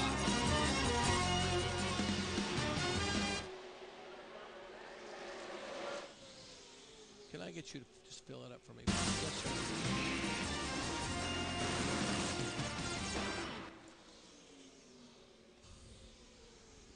Gotcha.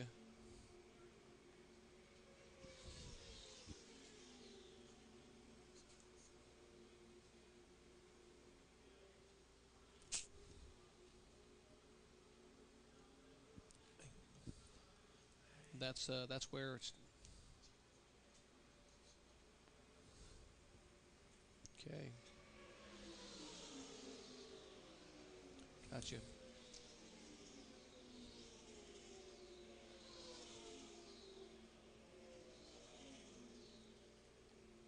Okay, Lazaro. I knew that. I mean, I knew I was going to have trouble with it. Lazaro. I know. I just cannot.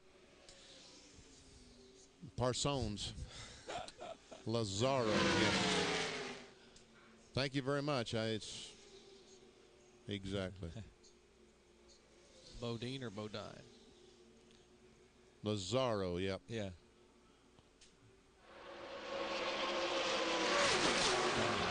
Ooh.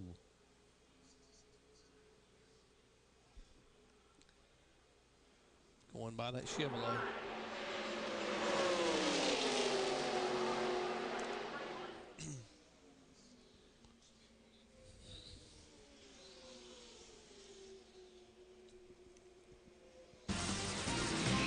Speed World coverage continues from the world's fastest stock car facility. Talking about the fastest half hour in television. RPM Tonight comes your way each and every night, Monday through Friday, 7 Eastern Time. John Kernan and all the staff at RPM getting up to date on what's happening in motorsports around the world. RPM Tonight, Monday through Friday at 7 Eastern Time. For more, log on to ESPN.com, part of the Go Network, go.com. Back to the lead. They're still lined up, but there is a change. The 66 car, Bob Strait, has moved by Kevin Harvick for that third spot. And I'm going to say something. When Bob Strait moved by Kevin Harvick showed a lot of patience and really a lot of experience almost, to have no experience. He eased up. He let the 66 get back in line, and he eased in behind him. He didn't want to spend a lot of time running side by side and lose a lot of ground to these first two. And the way it worked out, he's able to hang on. He only lost one position. He didn't lose the path.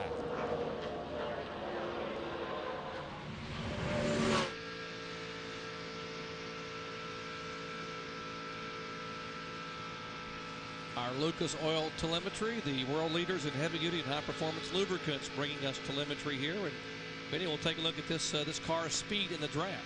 Well, right now he's getting shuffled back to the fourth position. Back up in line there, Bob. Go on, get up there. That's exactly what I was thinking. Get back in line. Follow these guys. Back up to 190, 191. Now as he goes down in the corner, down to 188. As he goes down the backstretch, if this thing's going to catch up, which it should, he was our pole sitter, we ought to see some speeds a little over 190 miles per hour. 192, 193. Now he drops it off down in the corner, and we can see him just closing up. Look at 194 as he drops it off down as he goes down the hill, down into the third corner. His car really drafts good. You saw how far he was behind as he came off this corner last time. And within a lap, he's made the move. And you see, the 20 car does the same thing here. He's eased up. This time he's going to close the door on him. Last time he eased up and let him back in line in front of him so they wouldn't do this. So they wouldn't end up running side by side. Right Ride for a little while. Now they keep talking to Bob, telling him to stay in line, but he, with a car like he's got that drafts up so well, I think a minute ago he ran up on the 67 car and got caught on the inside, and they went around him to the outside. I think that's what I think when he ran up on the back of the 67 car, he came out of the throttle just enough to let Harvey get that run on the outside. And here with these restrictor plates, if you ever back off that throttle, it takes you about a lap to get the car back up to full speed. And you see the bottom there where it says brake? You don't see the lights come on at all. You don't have to worry about that pedal until you come down pit road, huh, Colin? Now, I tell you what, it's surprising. You'll see if you run this telemetry and some of this stuff, especially in the Winston Cup when they run in a pack, you'll see the brake a lot, because instead of lifting off the accelerator and closing the carburetor up and having to jump back into it and create that flow again, a lot of the Winston Cup guys just bind the car up with the brake and stay wide open on the gas and then jump off of it. We've gone from running super speedway brake setups to running short track brakes on these cars because you use so much brake during the day trying to stay off of people. Plus, if you play with the throttle, you can burn a piston when you lean out the motor a little bit here in a tight draft. And you set your car up, and you set your car, and you'll see these guys go out and get plug checks, and they read the plugs and stuff like that. You do all that in the draft. You don't want to be running by yourself. If you get caught at Talladega running by yourself, it doesn't make any difference if you got a 286 or a 291 or 94 or 300 gear. You're dead in the water. You got to have some kind of draft. So you set up and you tune the car straight in the draft the whole time. Joe Nemechek, our pole sitter for the Winston 500 that will be run here tomorrow, just like Kyle Petty said, if he were to get caught feel good and comfortable, Bobby? by himself, it would only take about 15 or 20 laps until they would come around and lap him tomorrow. You have to run with draft in help. And there we see Bill Baird, the 5th place car. We see what an advantage they have on that. That is 14.5 seconds. And the one thing that's keeping Bill Baird's going is the car behind him that's drafting along with him.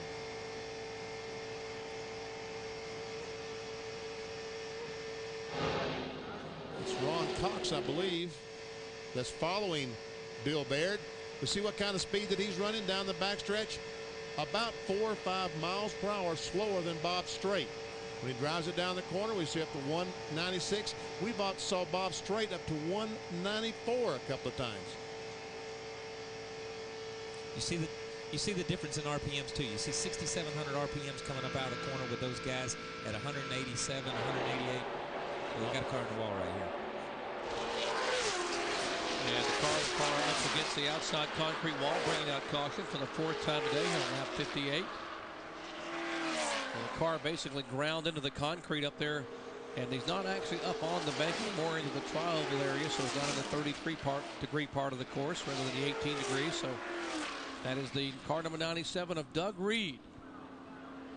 I think he hit the wall up in here someplace, but now he's finally come to rest just as the cars exit off turn 4. So Doug Reed out of Hueytown, Alabama, a car they brought here that is 14 years old. They've been bringing this car here for about 5 years. And here's what happened to the local Alabama native, the car heavy impact. And when this car stops, folks, it stops because it gets tired of rolling. It certainly isn't anything the driver does to make it stop. Caution for the 4th time today here on lap 58 at Talladega Superspeedway. Back with more in just a moment.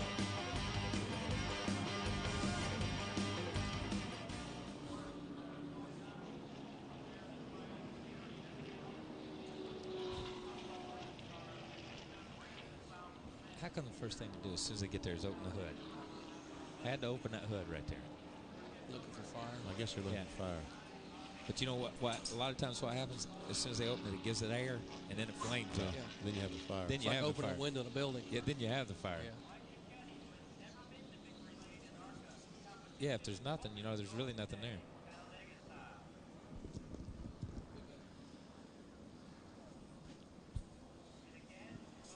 Well, I would guess 59, 40.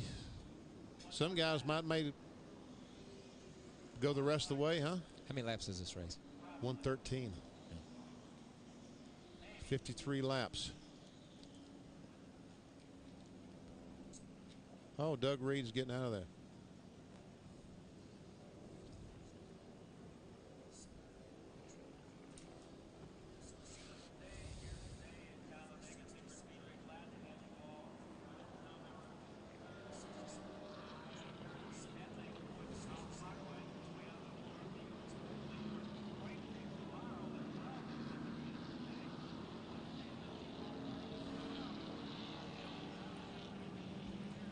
Yes, she does. If you just watch it, you know what I mean? That's what she did at Daytona, too. She just kind of lagged back there and then ran. Yeah.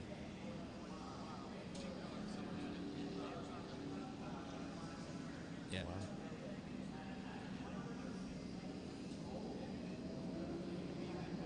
That's what I thought she did best at Daytona, was she had a fast car, but she didn't use it until she had to use it.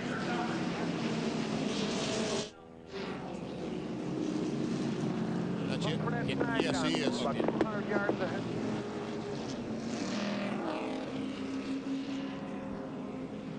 Back in Talladega, pit stops become the order of the day here into the fourth caution flag of the afternoon. Let's go down to the pits to Ray Dunlap. Bob Strait is in the 66 car, Jerry, and I think it's going to be right side tires only. They're going to try to do this to get the car out quickly. They're going to work on it now to Bill Weber. Mike Cicchetti is on pit road. He's in the 17 at the top of your triple pits. He's supposed to get 4 tires. The 66 car is already on his way. Long time on the right side for the 17. He is going to take 4 tires. The 66 maneuvers his way out of traffic and heads down pit road, followed by several cars. Meanwhile, the left side's going on the 17. Cicchetti is away. Right behind him, Kimmel still sits on pit road. Has Baird escapes the traffic and leaves the pit. The 46 is away. The 20 and the 1 of Shauna Robinson all off pit road together. Boy, a near miss between Kevin Harvick and Shauna Robinson exiting the pits there. You saw Bob Strait, his pit stop only 13 seconds, just 2 tires. Man. Just 2 tires trying to get that track position. All right, pit stops have been completed. We'll see how it sorts out when we come back as we work the 4th caution flag of the day here. As the laps continue in the Winn-Dixie 300. Back with more in a moment.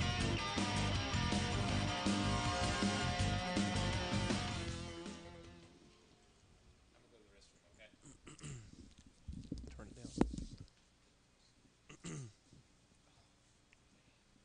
You didn't mean me.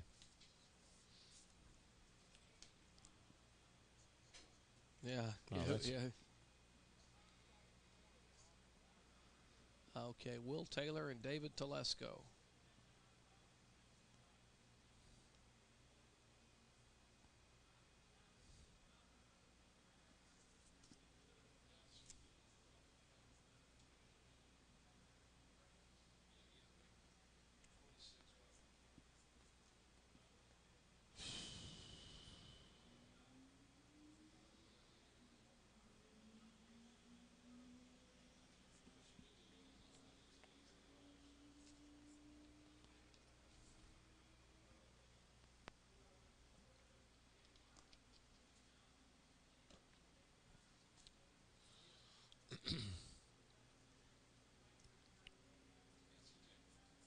Yes.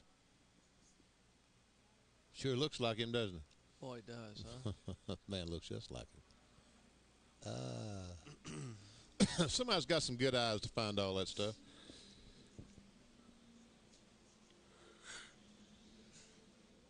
No.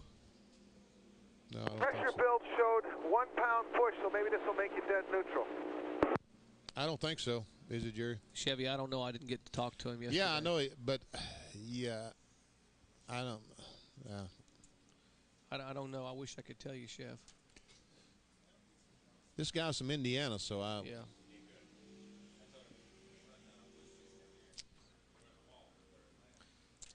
I don't think it's the same guy, Chevy.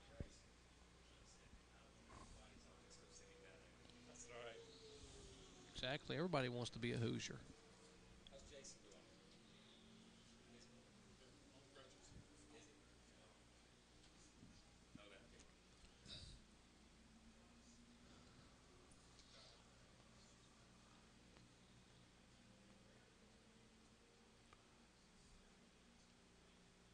Well, the 3 cars in front of him did not pit, so he beat all the cars off pit road.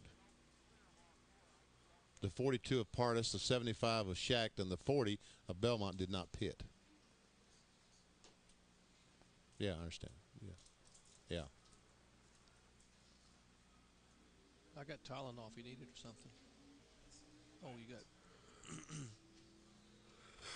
I would think so.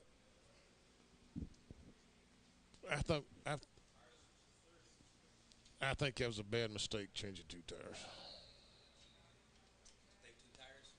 Didn't you? Still, all passing on the right-hand side until after the start-finish line. 1 to go to stand by. If you get a caution, you get a free 4-tire change. You change 4. Exactly. We're going to get that carburetor cleaned up and everything. Let's get a good killer restart. I know it's in you. We can do it. Slowest car here either, you know what I mean?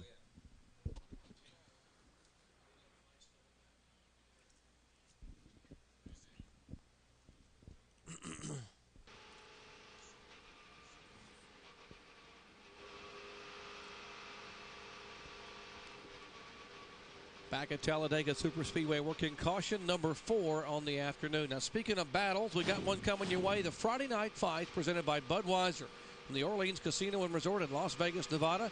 This week features a 12-round USBA Championship light heavyweight bout. The champion, Will Taylor, taking on the challenger, David Telesco. For more, log on to ESPN.com, part of the Go Network, go.com. Take a look at our pit summary after those most of the lead cars came down pit road. And, Benny, there were some significant losers here. Oh, yeah, see, Giacchetti was the leader. Comes out in 9th spot. Ross back to 11th. Harvick all the way back to 14th. Bob Strait went in 4th, came out 4th. The 3 cars right now, the cars that run 1, 2, 3 did not pit. But I think that was a mistake for Strait, just changing 2 tires. Kyle, if you get a chance on the caution flag to change 4 tires, you try to take advantage of it. Yeah, you try to take advantage of it, especially if you've got a car that's capable of running in the top 2 or 3 like his car is. You don't want to give up any opportunity to give that other guy a little bit of an advantage. And I don't know how these tires are wearing because we're not down there walking through the pits and looking at them as they come off. But if I had an opportunity at this point in time and I was running 3rd or 4th to put on tires, I'd have put on 4. And we are being told Andy Hillenberg also just changed 2 tires. He's being shown in 4th position. So we'll see what the 2 tires will do. And particularly, you're concerned about some of the tire wear. We hear that maybe Doug Reed, who brought out this caution flag, indeed cut a right front tire. So they're concerned about the tire wear. And let's check into their pits on the fuel situation with Bill Weber. And, Jerry, that's going to be the big question here in the final 50 laps or so of this race. As Ray had talked about earlier, a lot of teams getting very different gas mileage in this race. Several of them hope that's their last stop, but they're going to need between, say, 5 and 10 caution flag laps to help them get to the finish. Shauna Robinson can make it to the last lap, but probably will run out of fuel on the last lap if there are no caution flags between now and the end of the race. So fuel mileage down the stretch, very critical. A lot of guys can't make it. It looks like one girl might be able to. How about that for Shauna? We'll see how close it comes as we get set for the restart here on lap 64. The caution out for a total of 5 laps. And the car number 40. The white car of Dan Pardis is the leader. The yellow car in front of Pardis, a lap down.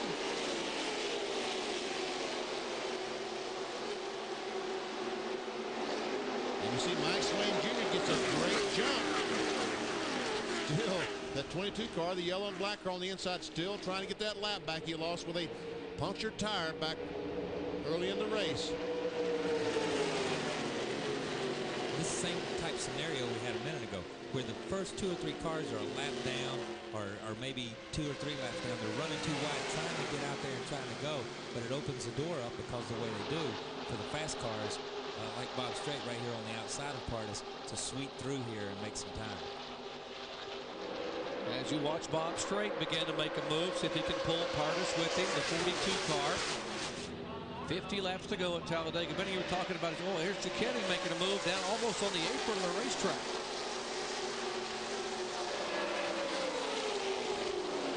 Come down, Mike. There you go. Keep digging, keep digging.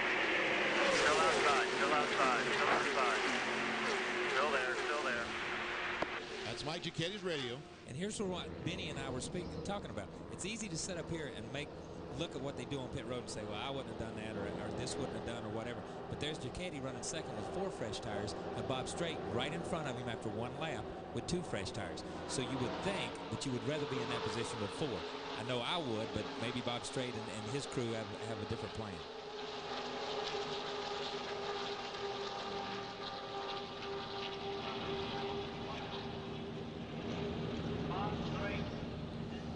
Boy, the caution flag will bunch them up in a hurry here at Talladega. Inches apart. They're drafting by at 185 to 190 miles an hour just laps ago. 12 to 15 cars just a few feet apart here on this 2.66-mile super speedway. Frank Kimmel trying to work his way through as he follows Brian Ross. There's Ross in the 67 right alongside Andy Hillenberg. Now Kimmel has a 20 car of Kevin Harvick right behind him, giving some drafting help as they try to get on the inside of Ross. Can't quite make it. Ross's car goes in the corner, goes up the hill, gets it back under control. Brian Ross's car almost looks like it's in qualified mode when you get to looking at it run through the corners and stuff, the way the rear of the car is down, like he's running an incredible amount of rebound in the rear shocks to pull the rear down. You see it bouncing and just a real rough ride compared to some of the other cars that are out there.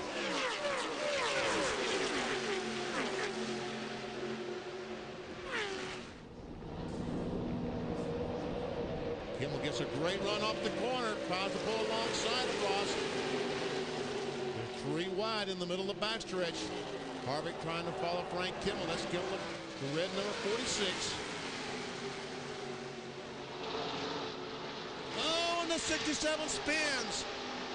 He loops around. Is Shauna Robinson back there? She was trying to avoid him as cars come down across the 3 and 4, caution, caution. And Shauna was not able to get by. The car spun right in front of her. She was collected. As here come the leaders, straight Cicchetti and company back to the line. Mike Swain trying to get his lap back, will not be able to do it. His caution now is waving for the 5th time today. And we see the damage to Shauna Robinson's Bob Evans Chevrolet. She may get back on the racetrack, will certainly not win today. We see her unbuckling, starting to get out of the car. And she had absolutely no place to go, pal. She's sitting back there in the draft, a couple of car lengths back when this car decided there was contact, and this car, Brian Ross, loops around. There's some of the damage on the front of Brian Ross's car. Now Shauna fires her car, and she talks to the safety workers, and they tell her that the damage isn't that significant, and she'll head back to pit road. And Mark Reno and the James Finch crew will try to get this car repaired, at least to be able to finish the afternoon. And she may be able to finish, but it's just like you say, there's no chance to win. And she's not running for points. And there's the only thing you can do is put that Bob Evans logo out there in front of everybody to see, but that's about it. You see these guys go in the corner. It's like the 67 didn't see Harvick here. And as he gets there, if you look at the lines on the racetrack, boom, there they are. They touch. Harvick's as low as he can go. You see the car get out from under him, and as the car spins, Shauna's got no place to go. He spins right dead in front of her. She goes to the high side. He clips. She goes up, did a really good job of her turning the car and getting back down off the racetrack. These guys, they were right in the middle of a pack right here. So everybody did a really good job to be limited to 2 cars. And there you see the cars right there making that almost contact, if not contact. And you're right, I don't think Brian Ross realized that Kevin Harvick was coming along with Frank Kimmel. And there's a contact. And the 32 car, Mark Stahl, just barely gets by the 1 of Shauna Robinson before she spins back down off the racetrack. And Andy Belmont also making an evasive move, and Ted Kennedy, the 00 car, up there as well. See Brian Ross with the right front tire flat as he comes down pit road. All right, caution for the 5th time today in Talladega. A scary moment. Brian Ross spins, he collects Shauna Robinson. Back in a moment.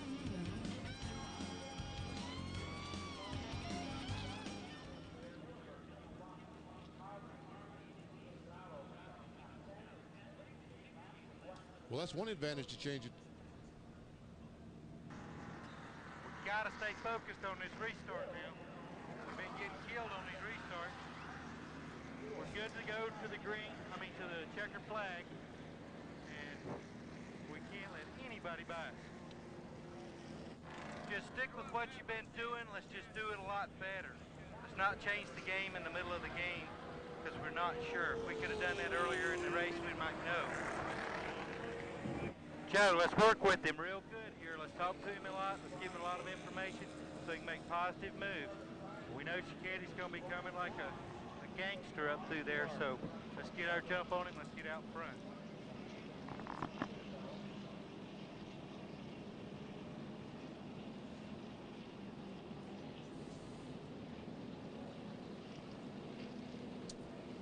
The spotter. Joe the spotter. Okay. It was the spotter. Yeah, I know Bob missing pretty well, but I don't know who Joe is. The spotter. The artist, formerly known as Prince. See, Bodine missed that. He should have had T-shirts made that said "The Driver," formerly known as Jeff. Oh man. He should have played off that.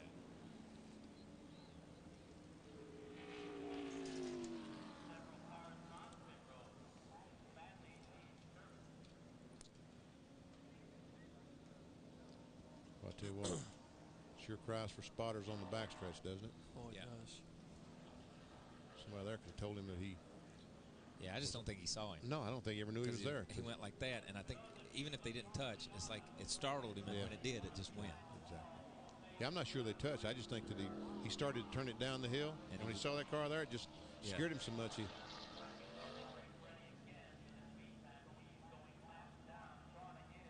Can we do Joe's last name up on the roof, who the spotter is? Can somebody ask Bob Bissinger? Oh, okay, that's the engine builder, Joe Ryan. Okay, good. Got you. Thank you. Okay, afterwards. Do I lead into this?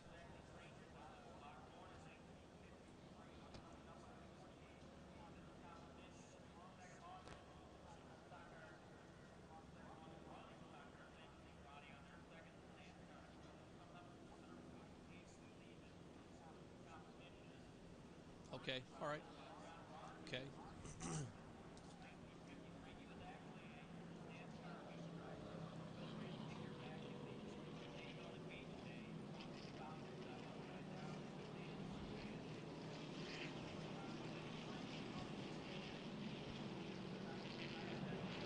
Welcome back to Talladega Superspeedway. Working caution for the 5th time today. An incident just a moment ago entering turn 3. Let's take a look. A white car, number 67. He starts to turn down in the corner, but Kevin Harvick is there. He loses control, goes up Shauna Robinson in the red-white number 1, makes contact. Both cars spin. Unfortunately, it was a 2-car crash. Let's check in the pits with Ray Dunlap. Well, Jerry, Shauna is out of the Bob Evans Chevy, but there's a good bit of damage on the left front there. I guess you're done for the day, right? Yeah, unfortunately, we're done for the day. It wasn't the way I wanted to leave Talladega, that's for sure. We had a really good race car with the Bob Evans Chevrolet, and you know, they always say you got to race like it's your last race, and it's definitely what I was doing here. But we were in a situation where there was nothing I could do. The car just lost it in front of me, and I tried everything to miss him, but it was just a little too close. But it's unfortunate because we had the car, and we had a tire go down early in the race and set us back, so I was fighting all day really to get back up. And once I hooked up with Frank Kimmel, we were definitely moving and picking a draft up, so we were going to eventually get to the front, and I feel like I definitely had the car, and there was no chance there was a chance. So it's unfortunate because, you know, all I want to do is race, and hated it ended short. Yeah, well, that's all there is. Same car that they had at Daytona where she finished second, but they're done for the day. Tough break for Shauna Robinson. Now there's Bob Bissinger, who is the crew chief for the pole-sitting and current leading car of Bob Strait. And there is a spotter, Joe Ryan, up on the roof. Now, we have what we call an ARCA spotlight, where you're able to listen in on the communications between, or among, I should say, the spotter, the crew chief, and the driver. We've got to stay focused on this restart now. We've been getting killed on these restarts. We're good to go to the to the checkered flag, and we can't let anybody by us. Just stick with what you've been doing. Let's just do it a lot better. Let's not change the game in the middle of the game because we're not sure. If we could have done that earlier in the race, we might know. Joe, let's work with him real good here. Let's talk to him a lot. Let's give him a lot of information so he can make positive moves. We know Chiquetti's going to be coming like a gangster up through there, so let's get our jump on him. Let's get out front. That Joe they're talking to is Joe Ryan, the spotter. We saw on the right side of the screen. These guys want to win this race, don't you, Kyle? These guys want to win bad, and I mean he's talked all day long. There's Joe Ryan. He's a spotter, also the motor builder, I think. But these guys have really talked all day long about staying focused and being on top of things and getting the most out of their game. We saw Don Strait, who is the brother of driver Bob Strait, who's actually the co-crew chief down there, along with Bob Bissinger. You heard Bob Bissinger talking a moment ago in our ARCA spotlight. Getting set for a restart here on lap 72 of 113, which make up the Winn-Dixie 300. Cars on the right side of the screen, cars that are a lap down. 5 cars down there, led by David Steele in the 0-1, the track phone car. Strait bringing the car slowly down, waiting for the flagman to wave the green flag. It is waved, and they're accelerating back up, hopefully to 190 miles per hour.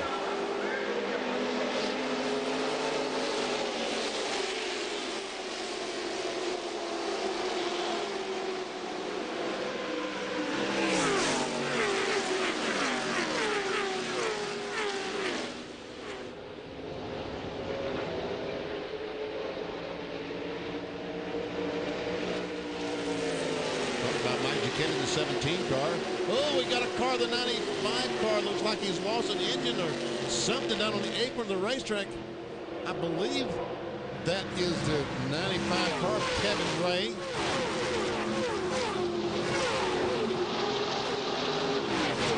Yes, it is. Meanwhile, back to the racing. Bob Strait showing the way. Giacchetti in second spot. Now 2 cars begin to pull down and make their way on the inside of the racetrack. Kurt Shelmerding's the car number 3, the 46 car. That is Frank Kimmel, the 1998 ARCA champion, with Kevin Harvick right behind him in the 20 car.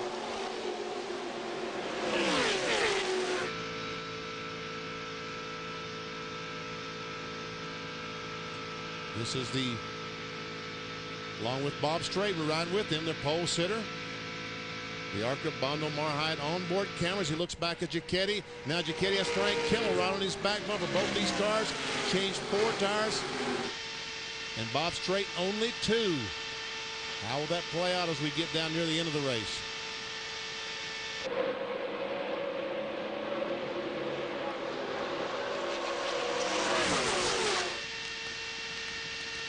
As Kimmel got by the 3 car of Kurt Shelmerding just a moment ago, the 20 car of Kevin Harvick was not able to slip by.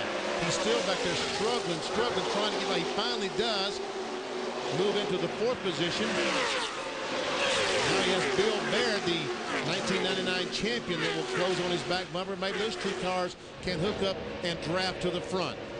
It's going to take a couple of cars hooking up to get back to those first 3, but like you said, Harvick got caught on the inside of Kurt Shelmerding, couldn't go anywhere, and within about a lap and a half, they had stretched out far enough that they broke the draft. And once they broke the draft, then the second pack really started to bunch up because it just began to bottleneck at the front.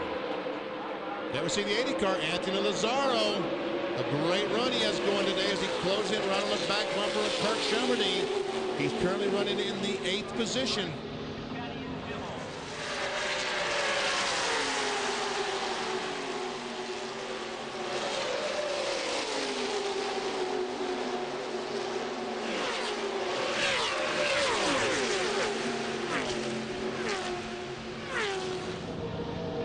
Less than 40 laps to go. The lead threesome single file, and this pack has finally gotten themselves sorted out in single file. It seems to be moving in somewhat. Bill Baird, if you just joined us, Bill Baird is officially the ARCA champion for 1999. He is back in the 5th position.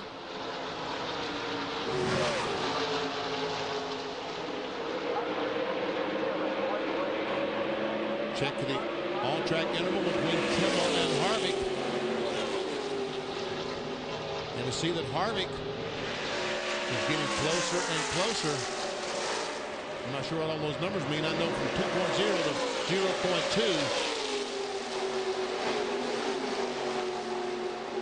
And we see now the 52 car of Baird on the inside of Harvick, trying to take the spot away.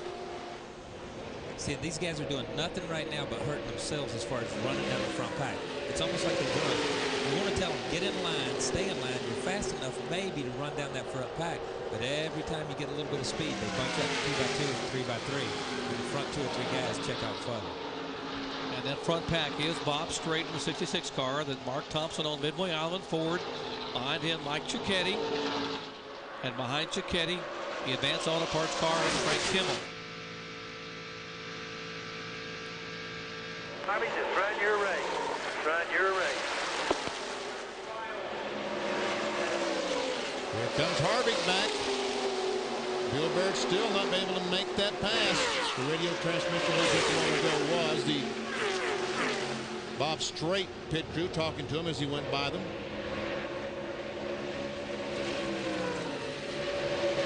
And still side by side. That's really bunching them up behind this group for 3rd spot. Giacchetti makes the move to the inside, and Strait will cover the position. Less than 40 laps to go at Talladega Super Speedway. In the 17th running of the Winn-Dixie 300, Bob Strait continues to be our leader. Back in a moment.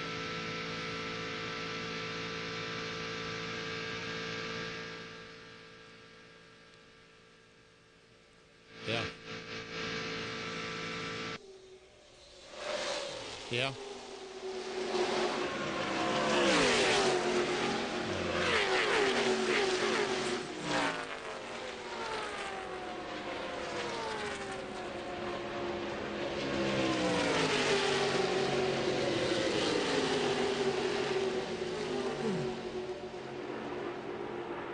Sorry. Frank, want you to stay in line so you can just you pull away from the rest of the field. Yeah. See, and there's what they told Kimmel, just stay in line and pull away from the rest of those guys. Oh, Kimmel can keep that straight. I think he can. Looks like he's struggling. He's struggling. What are they, got some muscle. what are they pointing at over here on the racetrack? That's where Arca goes. Charles, see if you can get Frank to commit to go with me wherever I go. I'm going to wiggle, fuck him up. That's stupid. Oops. I want you to stay in line for a little bit to get to pull away from the rest of the field.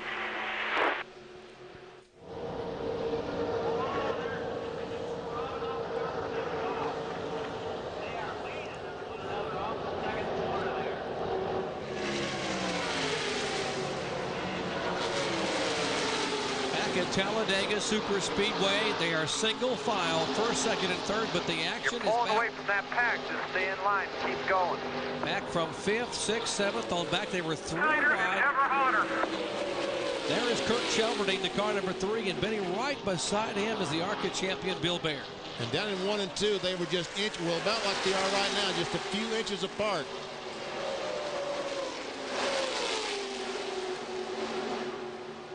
Behind Baird on the outside line is Anthony Lazzaro. On the inside is Gus Wasson.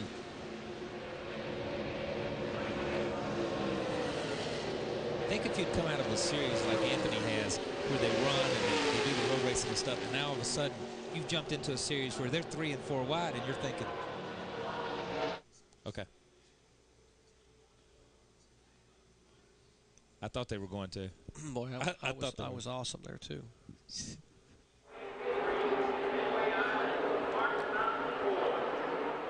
Back at Talladega Super Speedway in Talladega, Alabama. Laps winding down in the Winn-Dixie 300. There's our lead threesome. Bob Straight, the leader, the 66 car. Behind him, Mike Cicchetti. And behind him, the 1998 ARCA champion of Frank Kimmel. Crew chief and spotter both watching anxiously as Bob Straight, the 50-year-old veteran. That's Don Straight on left side of your. I'd rather be up front with them dicing around. I think Frank's got it figured out right now.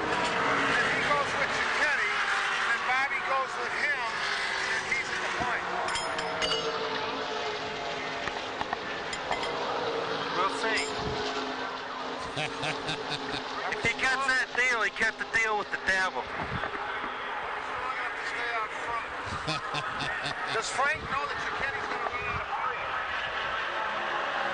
Do we know that? No, but does Frank know that? I don't know that we know that. What I meant is if he thought that, he might bide his time and take the second the easy way and then try to pass Bobby. Frank didn't pick up. Frank didn't fuel up and we did. I have no idea what Frank's fuel situation is. SP2s seem to be making pretty good fuel. Can't you guys call Frank Spotter and ask him to say that he makes a move on Bobby to go with Bobby instead? No, we're not going to start playing any games yet. I mean, Not yet.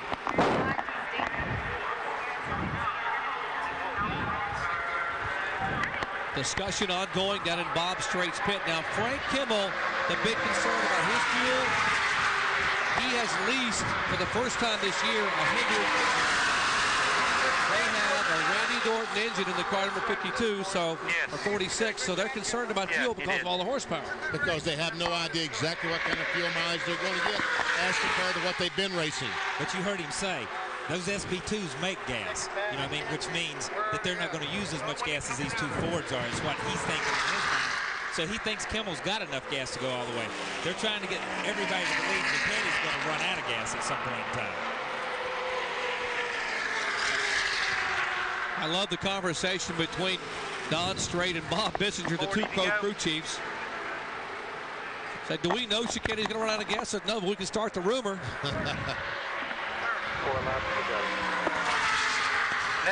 Negative.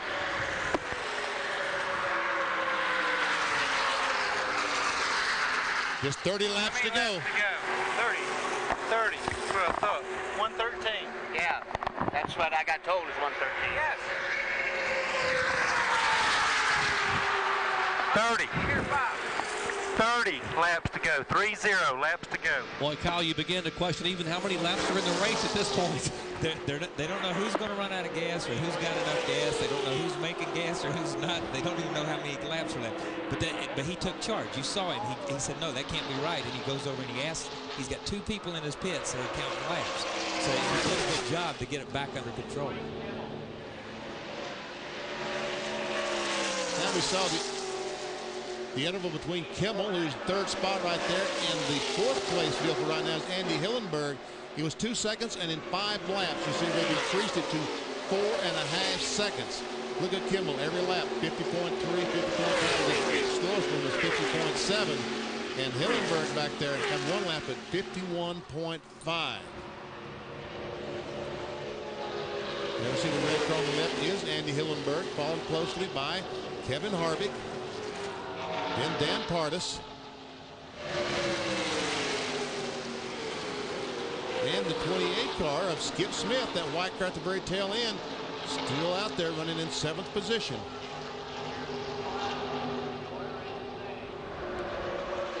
Make cozy water now.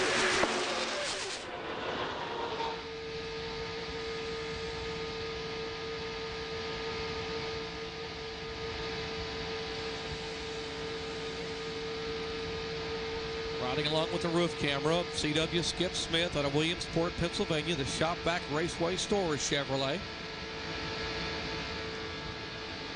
CW finished 7th here at Talladega back in October of '97. So also had a pretty horrific incident at Atlanta a couple of years ago. The yellow car there is Robert Burrows out of Mississippi that's hanging with this group of cars. Now going by some traffic.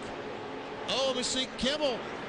I mean, Bob Strait all of a sudden drove down and tries to break the draft of the Giacchetti car. That's not going to work. No, not with these guys behind him, especially running in tandem like that. You know, if you're trying to break the draft from one car in front of you, it's possible to kind of leave back and forth and break it a touch. Not a lot, but break it just enough to keep them behind you. But if you got 2 guys running in tandem, chances are you turn to the left, they're going to go by you on the outside running wide open. That's what I was thinking. Well, what about the fuel strategy? Let's check in on the pits with Bill Weber. Well, I can help you out on a couple of cars. First of all, Mike Giacchetti definitely cannot make it. He can only get to about a lap 105, so they're trying to figure out their strategy at this point, but they know they can't make it. As for Frank Kimmel, they don't know if he can make it or not, but they're not going to stop. They're either going to win or run out of gas. So that's the formula for the 46 car for the final laps. Down pit road, here's Ray. The story in the 66 pit, Bill, is that they can go the distance, no question about it. They last pitted on lap 60, so that leaves them 53 laps to go. They could not do that if it was all under green, but they have not all been green flag laps. So with the caution laps, all the guys down here in the Midway Island group are confident that Bob Strait can go till the checker. Well, my experience with the Michelin Cup crew chiefs on race day is if they can go all the way, they tell the driver we can make it. If they can't go all the way, they tell the driver we don't know. They never tell him that he can't make it. So, yeah. And we'll find out as the laps are winding down at Talladega Superspeedway. Bob Strait is our leader. Back in a moment.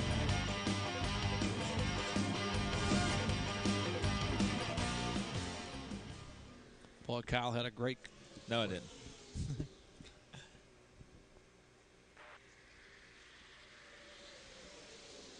Okay, good. That's the great part. Just got to run to the bathroom and back. I think the 17's lying. About what? 4 cars inside. How can he go all the way leading the race, and he can't go all the way running second? Yeah. That 20 You car know what I mean? moving through the And they pack. pitted If at he the same gets in time. front of that train, he may be able to pull him up a little bit. If they get the Dyson around, who knows? I'd rather be up front with them Dyson around. I think Frank's got it figured out right now. If he goes with You're not on and off. That's true. But anymore, and that's what I was saying, anymore, Cuts that when you deal, he run, cuts you the don't deal jump on with and the off devil. anyhow. You just bind it with the brakes, so you're doing the same thing a lot of times. But used to, you could. Yeah, you're exactly right.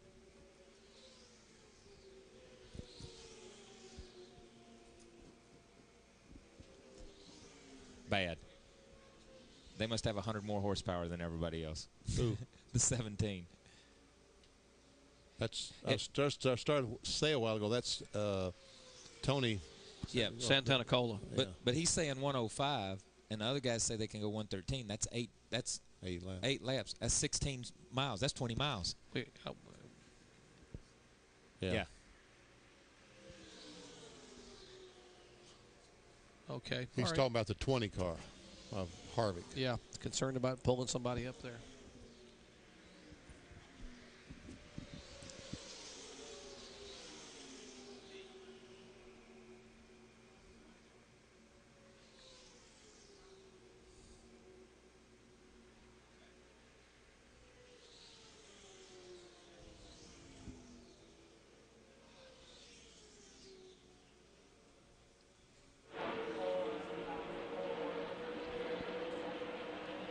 Joe Ryan, that engine builder, is a disciple of Peter Guy. Okay. Where's he work out of? Chicago. That's where Peter's from. Yeah.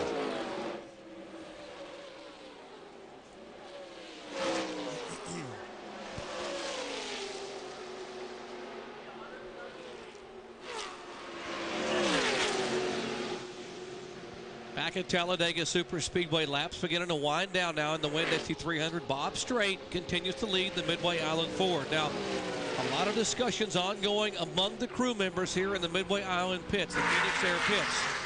There's Joe Ryan, the spotter. As we will eavesdrop now on the communications among Joe Ryan, Bob Strait, and Bob Bissinger, the crew chief.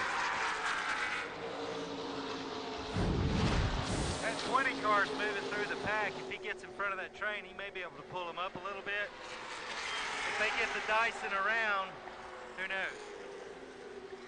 I'd rather be up front with them Dyson around. I think Frank's got it figured out right now. If he goes with Chiquetti, then Bobby goes with him, and he's at the point. That's that deal. He cut the deal with the devil. All right, discussions, huh? Got the deal with the devil, huh? Bob Strait. Now, the 17 of Giacchetti, he's tried to pass a couple of times. He's looked low. He's tried to get Kimmel to go with him, but so far they've not been able to gain anything at all on the Midway Island number 66 of Bob Strait. You see the 17 going to the inside, to the outside. You see him running a lot of different places. But he's go this time by 20. Let's go this time by 20 to go. And Gus Wasson has just blown the left front tire. And there is no caution flying as of yet. Hank Wetzel being talked to by the ARCA spotters around the racetrack. Gus Wasson's car down on the very apron of the track, out of the groove as you continue to see these three cars, nose to tail, about a car length and a half separating the three of them. Straight. And ARCA saying the track is indeed clear. There's no debris being shown up in the groove, so we stay green. And tough work for Gus Wasson. Had a good run going. But you know, the one thing you got to be a little bit concerned about right there, that's a left front tire. And the 66 car, Bob Strait, didn't change lefts. He's going to have a lot of laps on these lefts with 20 laps to go when this thing is all said and done. Doing a good job, Bob. Getting good smooth rhythm. Keep going.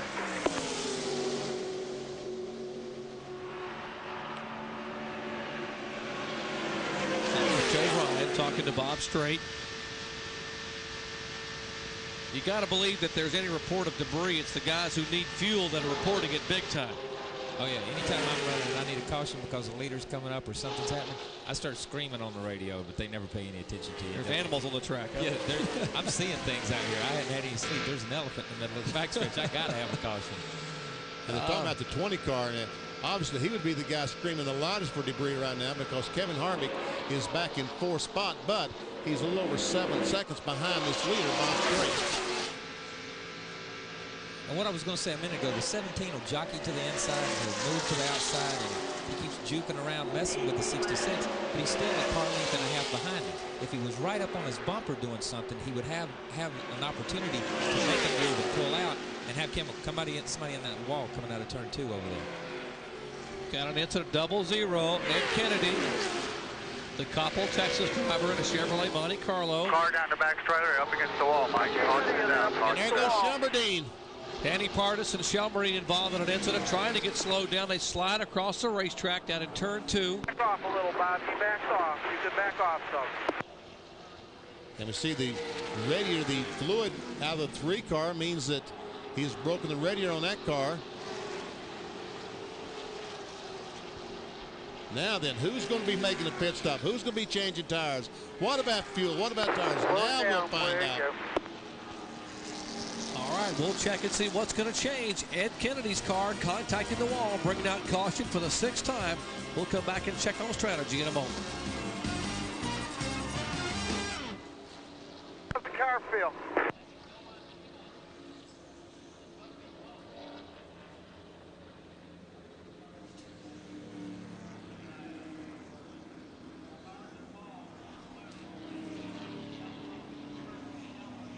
Okay, 0-0. Just all of a sudden the right front tire goes flat. Oh man.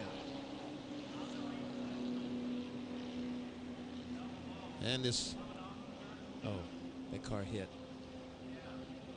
back up that, slow that one down there, back up a little bit. Let's see what. Oh, Robert Burrows just runs in the back of the Danny Pardis, huh?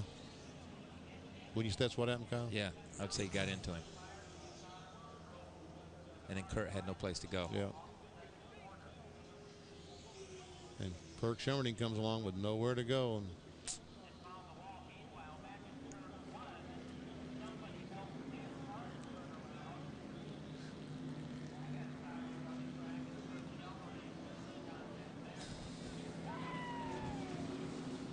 this one hits hard. yeah. About like Jerry Nadeau at Darlington. Yeah.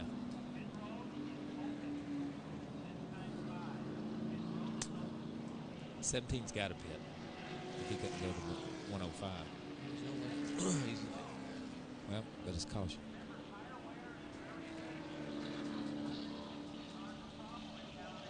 Off turn 4.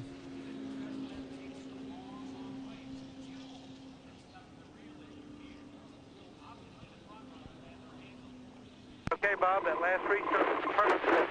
Now we're going to just get a carbon copy of it this time to go, and we'll be in good shape. Now,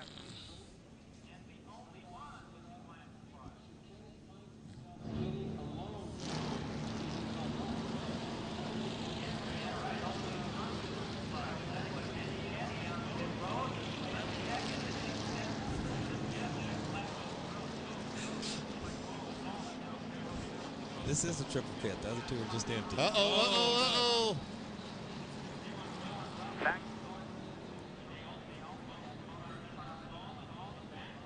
Oh, yeah. Okay.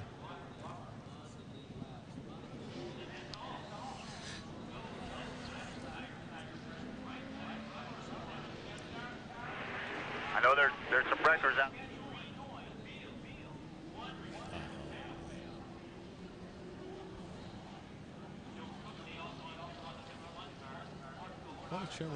Why did he drive that car down there?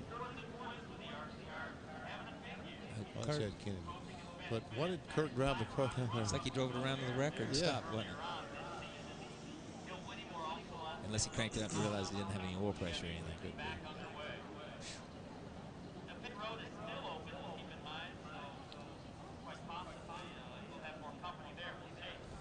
Official ambulance of the Daytona International Speedway. Ooh, how about the Superbirds? How about that, huh? That's bad. Man. It is cool.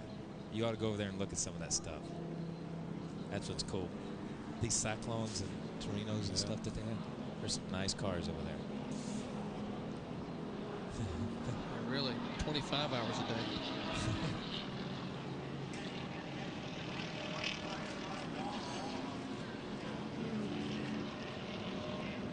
We didn't talk about Dill, did we?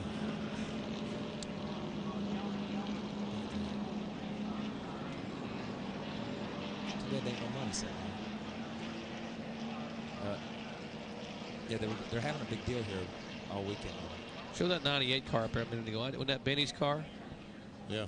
You tilted up a little bit, right at the top of the frame. They're down there showing these now, but that 98 car, that was Benny. Little Marty Robbins action. Bobby Isaac. Bobby Isaac.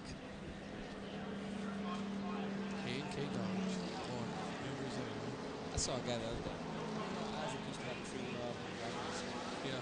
He used to tell me once a year, that's real career, he'd say, never do this. You know what I mean? I mean, that was like his big deal to me. Don't ever do this. Oh, there we go. There's the BP machine. Yeah. 427.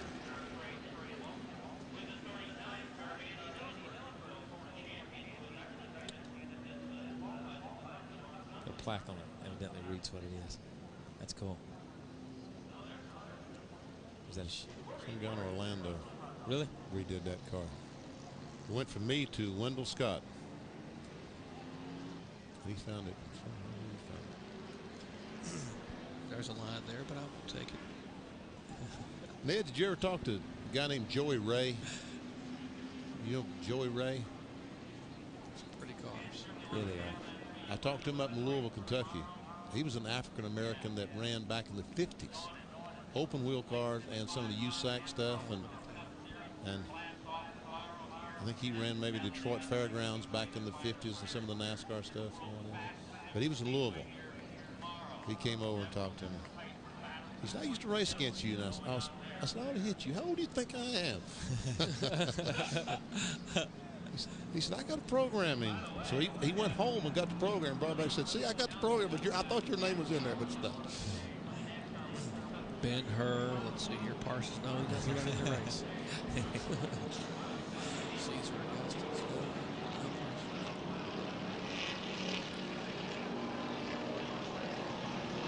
I understand that Cicetti's coming in the pit.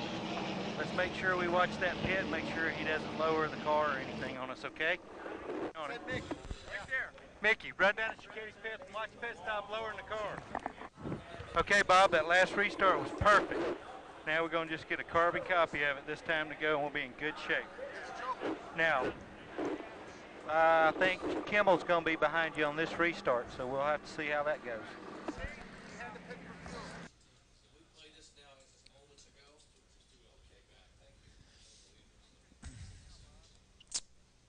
That's good stuff. That is good stuff. We should do this every week.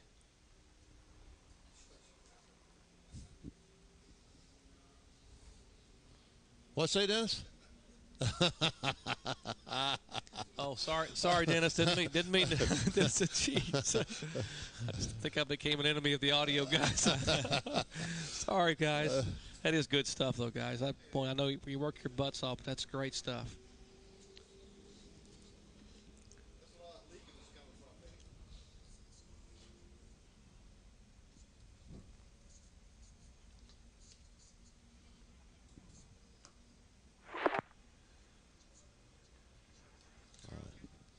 So we're coming back with BLT. Then we're going to grilled cheese.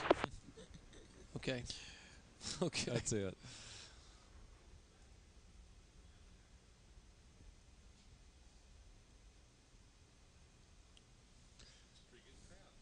It's a prerequisite for being a producer. You got to know your alphabet.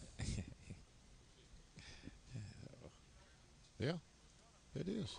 We were going to pit. We'd have probably open that oil up a little bit more to give you a little more oil temperature for the end of this run. What do you mean open up the oil? Why would they pit? Yeah, they wouldn't have pitted. They probably would have. Walked on you. Say it again. Joe Ryan said, yeah. I want to hear that again.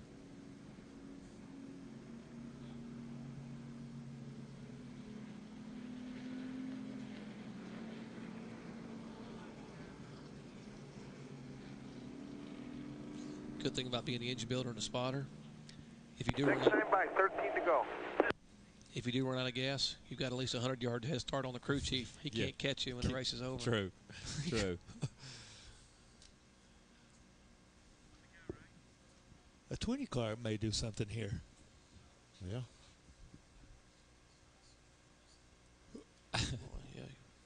Ay, ay, ay, ay, ay. I say it. Who was the last driver to win his first ARCA start? 13 to go this time at the line, and it's 1 to go. And when you take the green, it'll be 12 to go. So.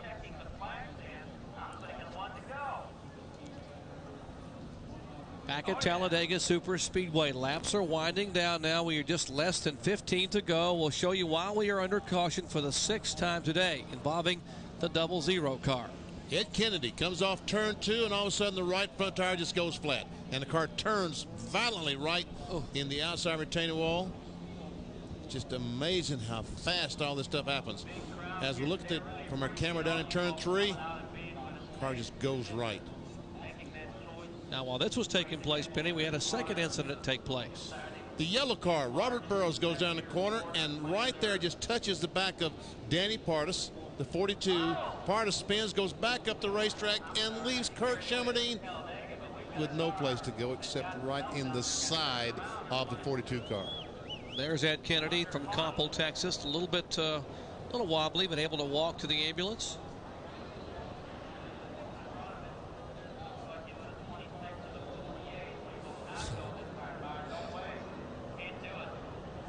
Where's the beef? No, that's 26, I believe, Mike Harmon, I believe. That's the 11th place Let's car. check for debris now. We don't need to have no flat tires or anything. Let's pay attention. Beef. That's Mike Harmon on 26. Says Lonesome Pine Timber on the side of the quarter panel. Timber. There's the beef. Timber! Like that? Yeah.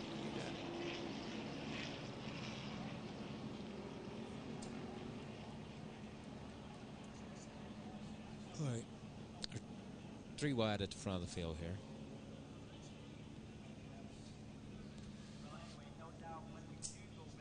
I thought 53 was Robert Kelly all along. What is, did they have a 10-lap rule? No, their 10-lap rules. You can race back to the caution. They don't single file. Is what they were telling me. Yeah, I didn't know because here's Ducati back here, and if they had a 10-lap, he'd be able to. Right. They have a 25-lap rule with lead lap cars on the outside, but that's all. Ducati's got damage to the left front. He Where'd sure that come does. from? I bet he made contact with that 26 car. See the damage to the left front? Yeah, see if he ran in the 26 car and wrecked the 26 under caution. Look at Here he comes, guys.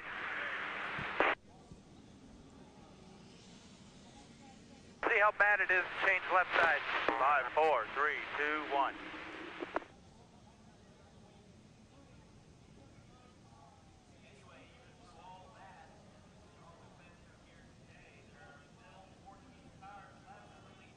Yeah, I wonder if it came from the 26.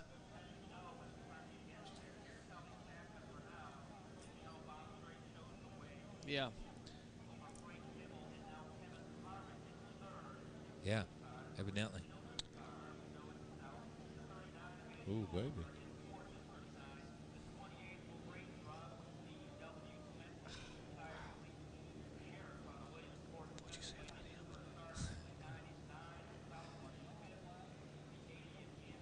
Where's that at? Who knows? Who knows? It's true. Let's get an interview with this guy.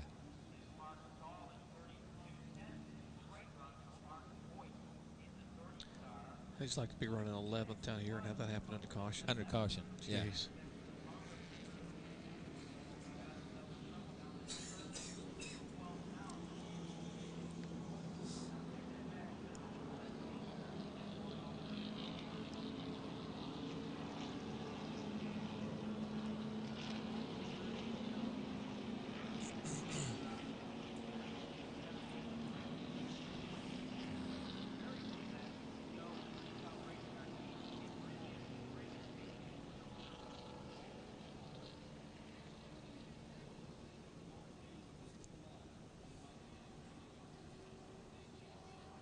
What time is happy hour supposed to come on? Yeah, that's what I was thinking. We may show the last 5 laps of the ARCA race. And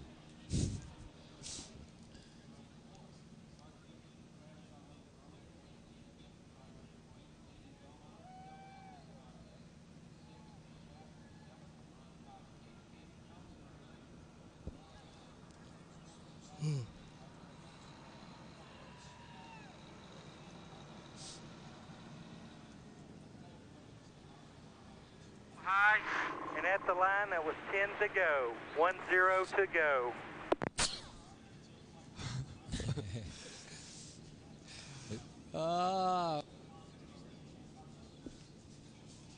Yeah.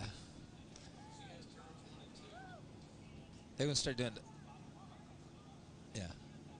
What they do at don't like when you go to a polo match, the spectators go back and put the divots back in. Yeah, the stamping of the divots. Yeah, that's it. That's what they're going to do. They're just open the grandstands after a race. Everybody go out and sort of kick the stuff off the racetrack. Kick the stuff off the racetrack now. That's the key. Never stamp a steaming divot. There you go. Culturally, that takes us to another level. If we Exactly. 150,000 people on the stand on the racetrack. You can hand out brooms as they go down the steps. Have little brooms out. Yeah, that's poor Mike Harmon. Gosh.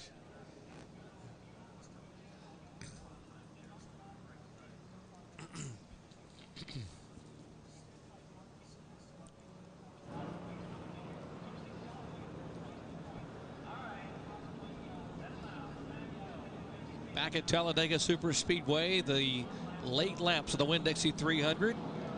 I'll show you again while we are under caution for the 6th time today, involving the 00 car, Coppell, Texas driver Ed Kennedy. Black and gold car comes off turn 2, and all of a sudden the right front tire goes flat, and bam, hard in that outside retaining wall.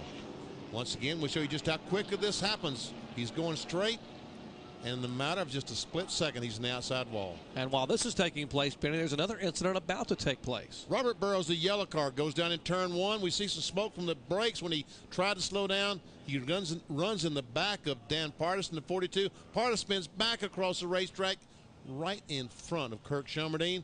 Has no place to go, and both those cars out of competition. And there is take a look at Ed Kennedy out of Coppell, Texas. A little wobbly, but able to walk away to the ambulance, thankfully. Bringing out the 6th caution flag today as we are approaching 10 laps to go. Now, we've been following some of the discussions on pit road. There's a look at the Phoenix Air Team, the Bob Strait crew that Bob, of course, is our leader. So we'll check in with them. We'll get another ARCA spotlight and eavesdrop on the conversation. I understand that Cicetti's coming in the pit. Let's make sure we watch that pit, make sure he doesn't lower the car or anything on us, okay? On it. Mickey, right there. Mickey, run down to Cicetti's pit and watch pit stop lowering the car. Okay, Bob, that last restart was perfect. Now we're going to just get a carbon copy of it this time to go, and we'll be in good shape. And there you see Ciccetti going on pit road. I think Kimmel's going to be behind you on this restart, so we'll have to see how that goes. All right, let's go check in with Bill Weber in the pits. Okay, we'll see if we can update you on all this. Ciccetti had to pit, obviously, because he didn't have enough fuel to get to the finish. So he came in and he got fuel. He also got right-side tires, but because there's a tire rule in ARCA, the tires he put on already had 20 laps on them because they'd used up all their sticker tires. So no one else came down pit road. That put Ciccetti at the end of the field. Then they gave the 1-to-go sign. Well, as the cars were getting into position, Ciccetti was working his way through traffic, and here's where things start to get a little foggy. But somehow Mike Ciccetti and Mike Harmon got together on the racetrack. Apparently, as Ciccetti was trying to get through the field, he thought Harmon was a lap car. He tried to go around him. Maybe Harmon didn't want him going by, but anyway, they made contact. Harmon ended up in the wall. So now his day is over. Ciccetti has left front damage. He came back down pit road, got new left side tires. They pulled out the sheet metal, they put on tape, and they sent him back out to the end of the field. So he went from running second to running at the back of the pack with left front damage, and he's got 4 tires, but they're rolled tires, and his promising day has turned very disappointing because of some wacky developments down the stretch here. Boy, Bill, and we have less than 10 laps to go, and you got a feel for Mike Harmon. Here, Mike Harmon running in 11th position in the R&B Steel Chevrolet, minding his own business, and under caution, ends up spinning into the wall, ends up getting a tank. We'll see the pace car about to go off the racetrack. We'll be going back to green. Green flag is waved, and we'll have 9 laps to go to decide this thing.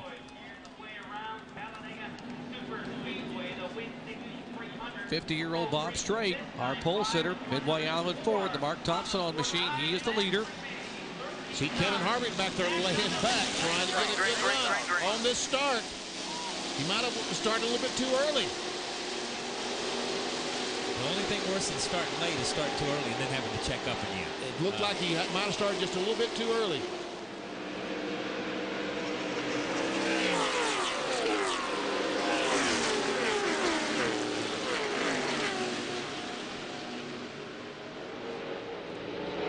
And here comes Kimmel. He's got a head of steam off turn 2. Can he make it work to his advantage?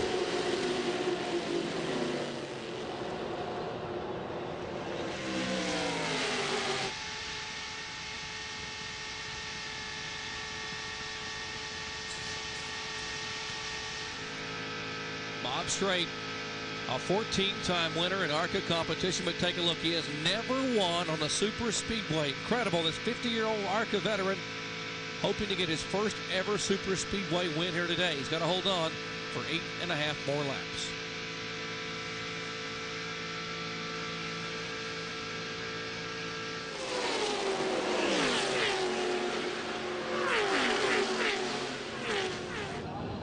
Right now, the 20 car of Kevin Harvick, the Realtree Chevrolet from Richard Childress Camp, looks like he is just barely hanging on to these front 2 cars. On the right hand of your screen is Anthony Lazzaro trying to get a good finish on his first battle, but some contact, and Bill Baird, the champion, spins, slams the wall. Lazzaro head on. I think it's C.W. Smith that meets him head on. That indeed is Skip Smith involved in the 28 car. There's Lazzaro's car number 80, the Stan Hoover machine, still sliding on the inside. More cars spinning. And they're still crashing.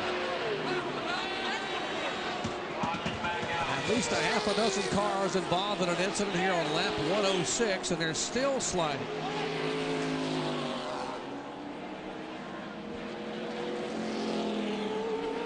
Wow. 7th caution flag today, and there is the Saturn Machine Chevrolet. That is the ARCA champion, Bill Baird. You see his onboard camera showing you he is getting unhooked, getting the gloves off. Let's show you again what happened as Baird was trying to make a pass, and they were 3 wide. And we see Lazzaro is right down the bottom of the racetrack, and right there, they just make contact just enough that both cars spin. The Andy Hillenberg goes up, makes contact with the outside retaining wall, and there's Lazzaro, just gets hit head on with the Skip Smith number 28 car.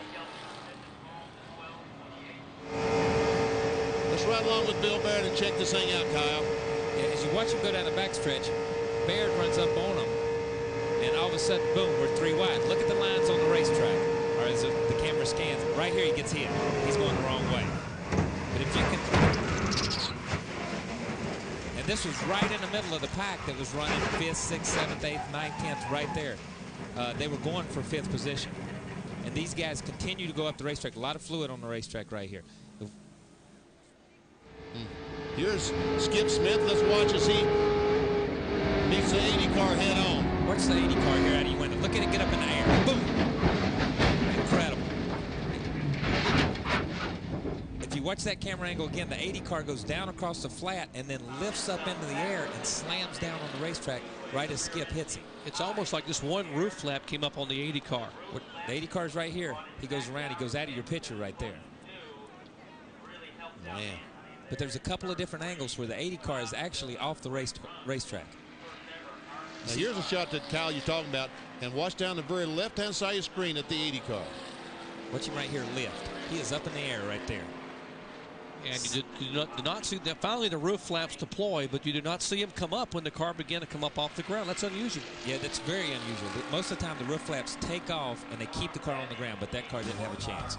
And there's the veteran Norm Benning out of his car. We'll set who all was involved when we come back to Talladega in just a moment.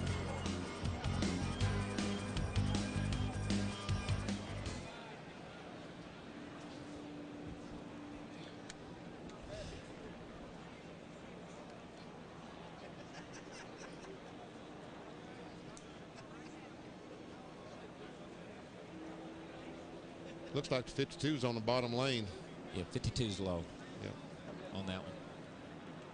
Right there. See, watch the white lines. Watch the lines on the racetrack. Wow. That's good, though. No. No, he can't go much lower. Yeah, yeah, after he got hit, then he jogged. But right there, he's there. He's See, he's as low as you can go. Right there, he's low. See Lazzaro come across the line. See him come down across the white line. Look how the line goes under Lazzaro's car. Yep. That's a great shot there. It is. It is a good shot. I didn't notice that, Kyle. You brought it up. Yeah. And you don't see the roof flaps until the car already is back on the ground. Yeah. It's like when it hit, the roof flaps came up. Yeah.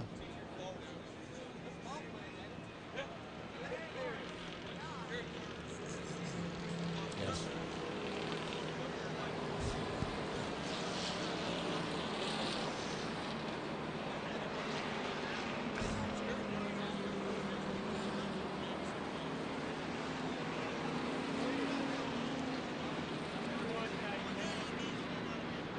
That'd be a good time for a red flag. Lazaro gets. Is that him on the stretcher there?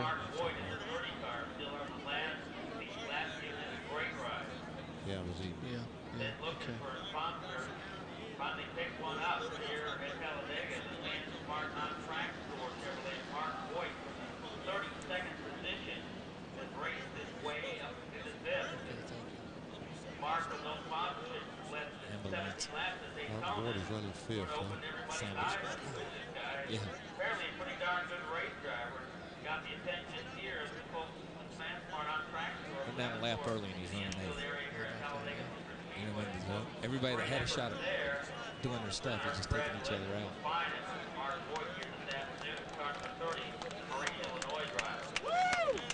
Yeah, we were just thinking, we got plenty of time to go to the restroom, or should we wait? We'll wait. Dale Whittemore. I saw him down in the grass. I thought he had it all missed.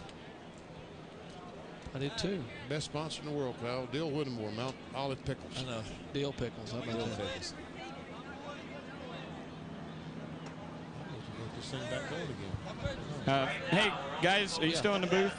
No, we left. No, well, I heard you say you might go to the bathroom. I'm just picking around. One thing to keep in mind is that these guys run their spoiler at 60 degrees, which is a lot higher than the other cars. And I'm not so sure that that's not a bad thing when they get around backwards as far as getting that air off the roof so that the roof flaps don't open as good. Any? I don't know. I don't know either. I'm just wondering because it's a good thought, though. It is. I don't know. That's a real good thought. Well, the problem is that the roof flaps don't deploy with the air off the spoiler. Yeah. The roof flaps only deploy off the air off the quarter panel. Yeah, but I'm saying they're not getting any air because that spoiler. Well, they're not. When the car turns around backwards, they're not getting any anyway. Yeah. I mean, if it had no spoiler on, they still wouldn't deploy. Oh, okay. Hey, Ray. Go ahead, Kyle. I was noticing when you were doing that thing on the tire with the hole in it. Yeah. That you had that ink pen. Yeah. And you were speaking fairly intelligent. Well, so was that like a Holiday Inn Express pen? It was a Holiday Inn pen, but it wasn't a Holiday Inn Express. I'll have to look at it here. I better make sure. I thought you might have stayed there last night. I'm not a tire engineer, but I stayed at a Holiday Inn Express last night. How about that? You've been waiting all day to use that, haven't you, Kyle? No, man. No. Ray, you know we love you. We wouldn't pick on you like this. I know. I got to see the one that everyone tells me about the bear. Oh, the bear's all you do is just box his ears. That's hysterical. Yeah.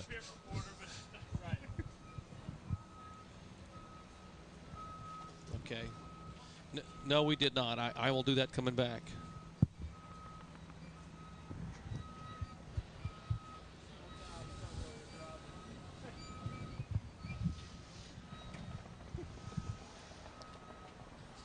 Okay. Clark. Wow. 10-4. Green, white, checkered. Huh? Yeah. Well, Lazaro's driving for Cal Wells. All right. Okay.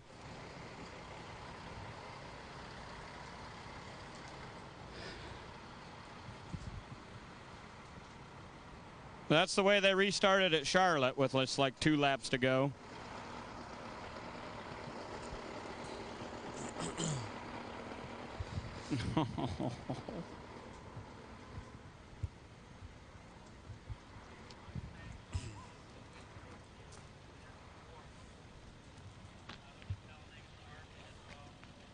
Race that wouldn't end. Corky.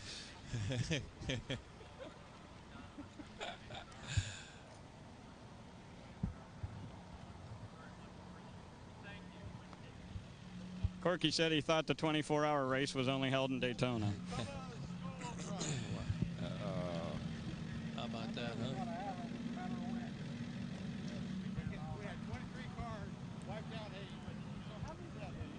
Right. Wow, they only got 16 cars on the racetrack? Yeah, I was going to say. Okay. 15. 16, yeah, 16. Some of those are refugees from the junkyard. Yeah. He 3 laps down to finish 14th. How's that, huh? Yeah.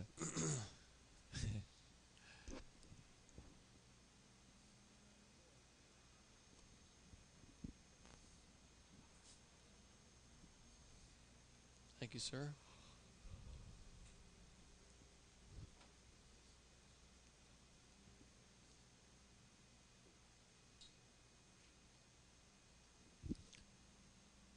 When they come back, it'll be 11. And if they give one to go, then it'll be green at 12. So it's green, white, checkered, right? No, so it's green, checkered. It's going to be green, yes, white, green and white simultaneously. Yeah. And then checkered, yeah. Then checkered. One lap. Yeah. Oh, it's on. Yeah, I mean, it may be over. Yeah.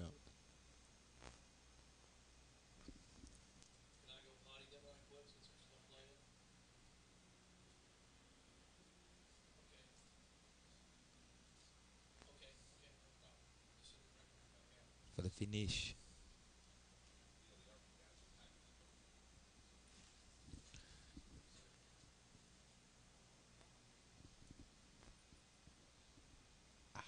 See, where are the...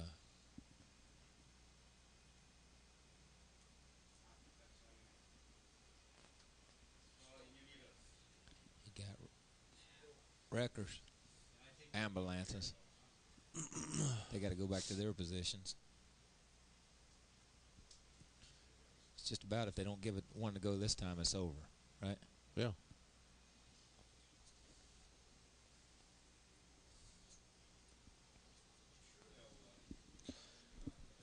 Who all do we have? We have Baird, Lazaro, They're giving a signal, one to go. Norm Benning. Yeah, they're saying. Are they? No, they're just holding up two fingers. Two fingers. Yeah, they're just holding up two fingers. Two for fingers 2 laps. indicating two laps, and it's over. Okay. All right. That's it. Yeah, they're done. It's over. That's it. It's over.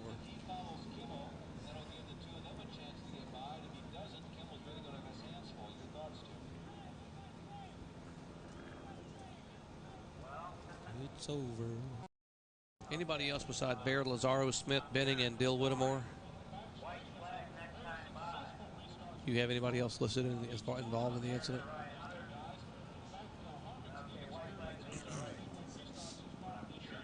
Was he 17 in that? GK? Yeah. Must have been. Yeah, he was. Must have been. Yeah, he was. Mark Stahl evidently was in it as well. Yeah. And Norm Benning. I got him. Yeah, 84 was in it. Yeah, 84, 56, 32, 17, 28, 52, and 80. And evidently the 40 had some damage, but he's still on the racetrack, so we won't get into that.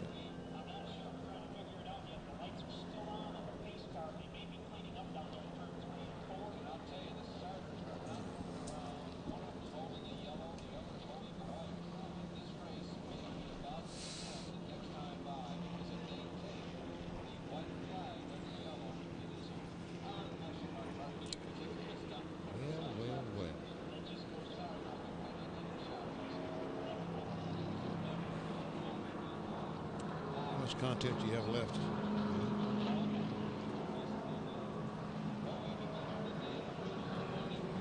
Good question. Remind me, Neil, I do want to update the Caraway Methodist situation on Tim Steele.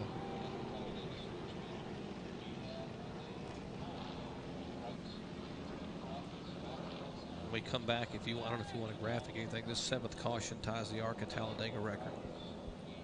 And the ARCA, since we're ending under yellow.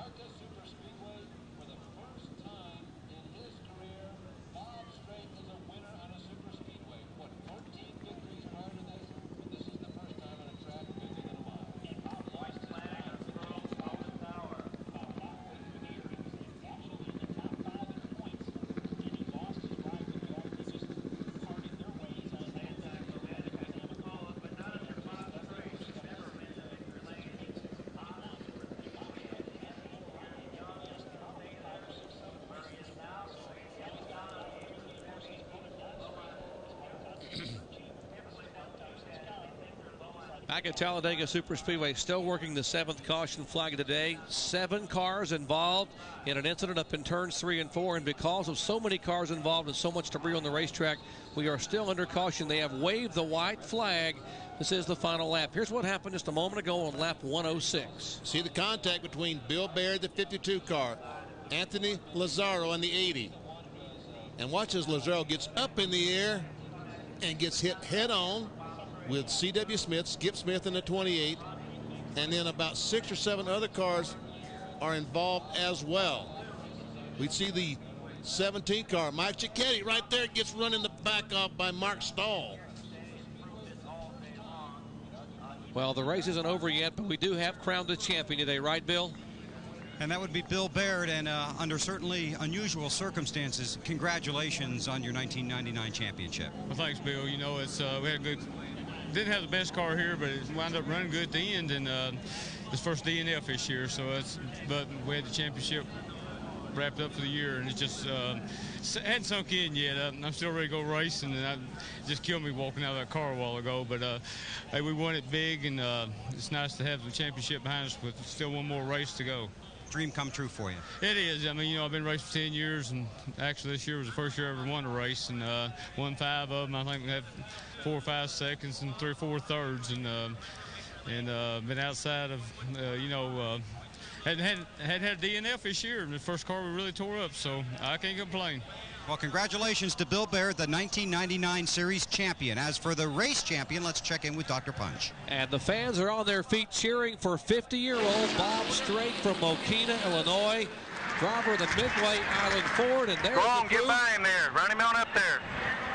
Good job, Bob. Congratulations on your first Super Speedway win. What a job by that crew, Joe Ryan. Now remember, you got to stop at the in the pit road.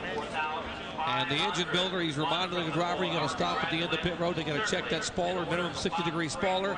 And how about that young man? Got to be well, he's a young man. He's just 50 years of age, BP, right? Real young man. He's the winner of the Winn-Dixie 300. His first, as you heard a moment ago, ever Super Speedway win. His 15th career victory.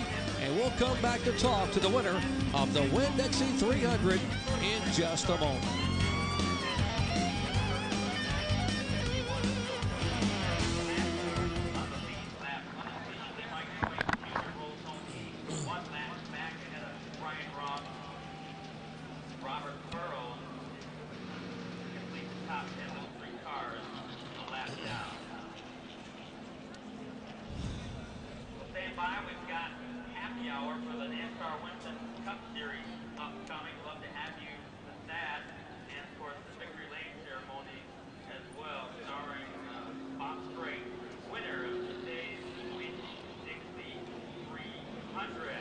Got his stuff off now. Let me see if I can get hold of Joe Wells. Peck on that window there, Kyle.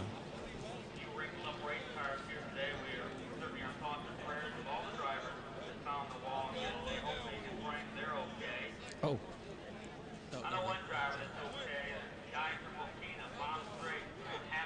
Hurry, hurry.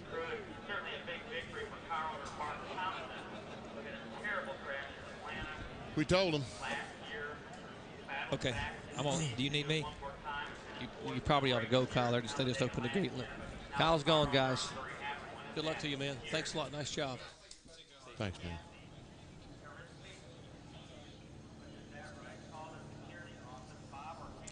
Yeah, and I know at least 2 of us here have to wee-wee. Make that 3. Hands are going up all around. It's unanimous next door in the NASCAR booth. Oh, he wants to do a wheel.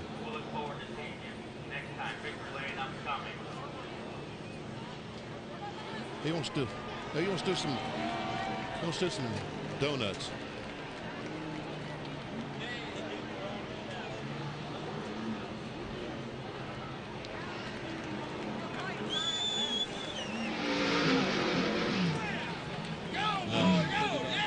Where's the radio?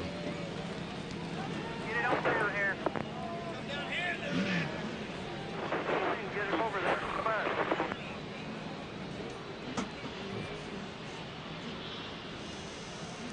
Hey, Bob, this is Benny Parsons. You read me?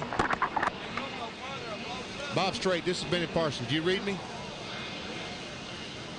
I don't think he has his helmet off.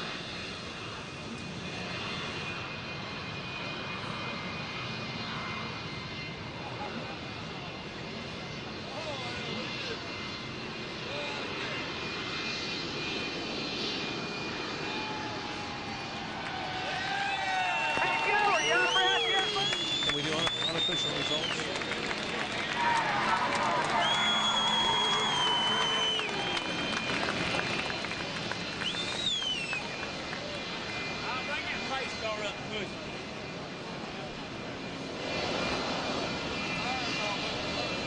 Back at Talladega Super Speedway, they have stopped the winning car up at the end of pit road, very far from victory lane to check the spoiler.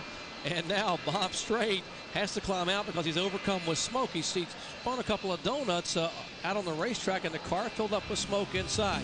Take a look at our unofficial results. Bob Strait the winner. Kimmel, Kevin Harvick. How about a run for Harvick? Bob Shack and Mark Voigt.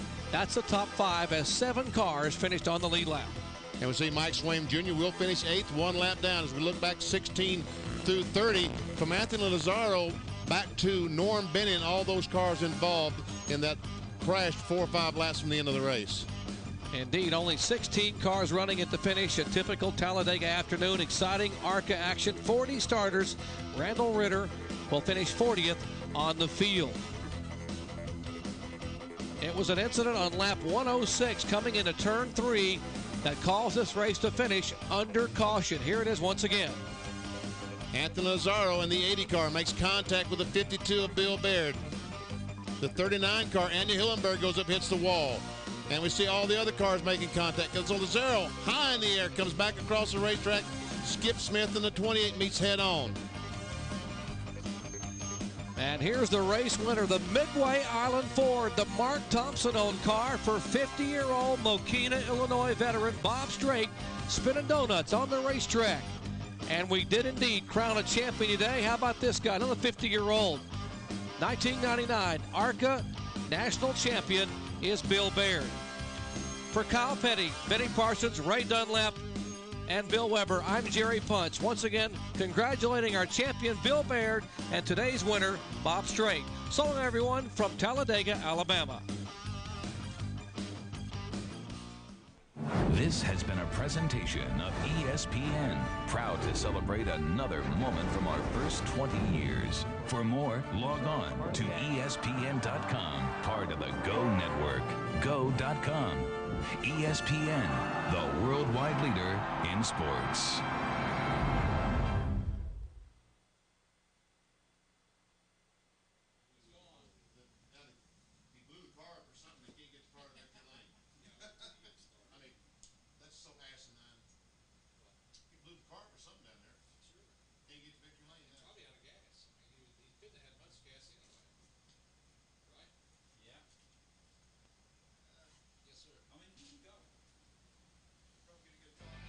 Talladega is NASCAR's biggest track, and this could be Dale Jarrett's biggest race. Now 1 important hour to get ready for 188 important laps. Jarrett's great season has suddenly been overshadowed by Jeff Gordon's recent glory. Back-to-back wins. Gordon and Brian Weitzel have 1 hour to get ready to run for 3 in a row. But sharing the spotlight are 5 guys that want to take home more than a trophy. Winning means everything to a racer, but a $1 million bonus makes it worth even more.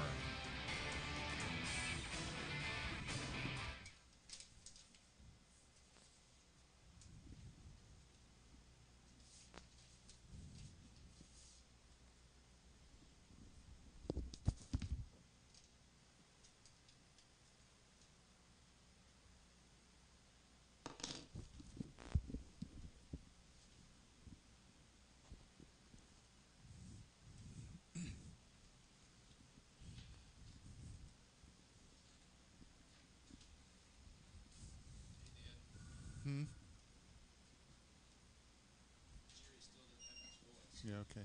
We'll try to help him all we can. Thank you. Just, you'll hang on 1 second, Bill. Let me pick up this ARCA stuff so I don't lose it. Yeah. Let's see here. Let me put all this ARCA stuff away.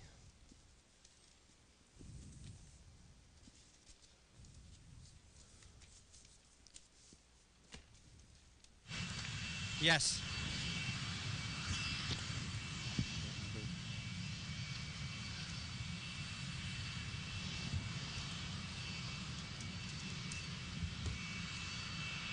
Yeah, I'm okay up here to do it.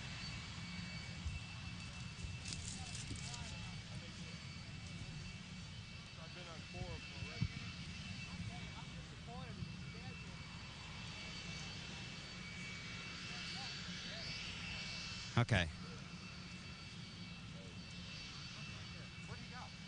Okay.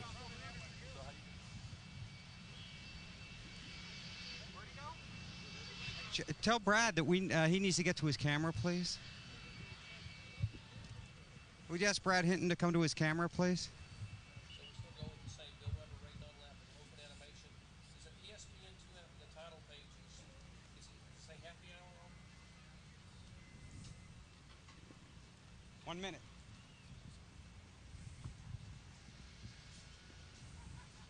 Do we know what time happy hour is going to start? Do we know what time happy hour is going to start? Right.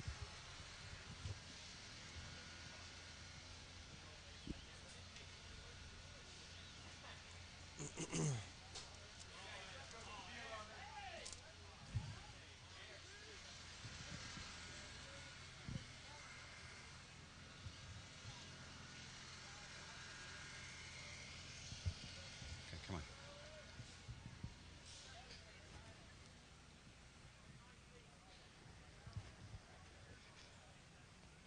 And can I say we welcome you live? We welcome you live. Yeah.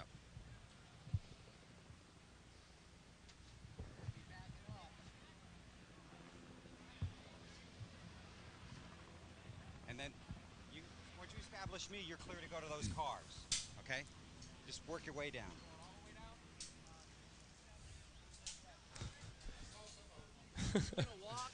Yes. Yeah. Okay. Yahoo! Not much gets by old Nedley. I've been around Ned a long time.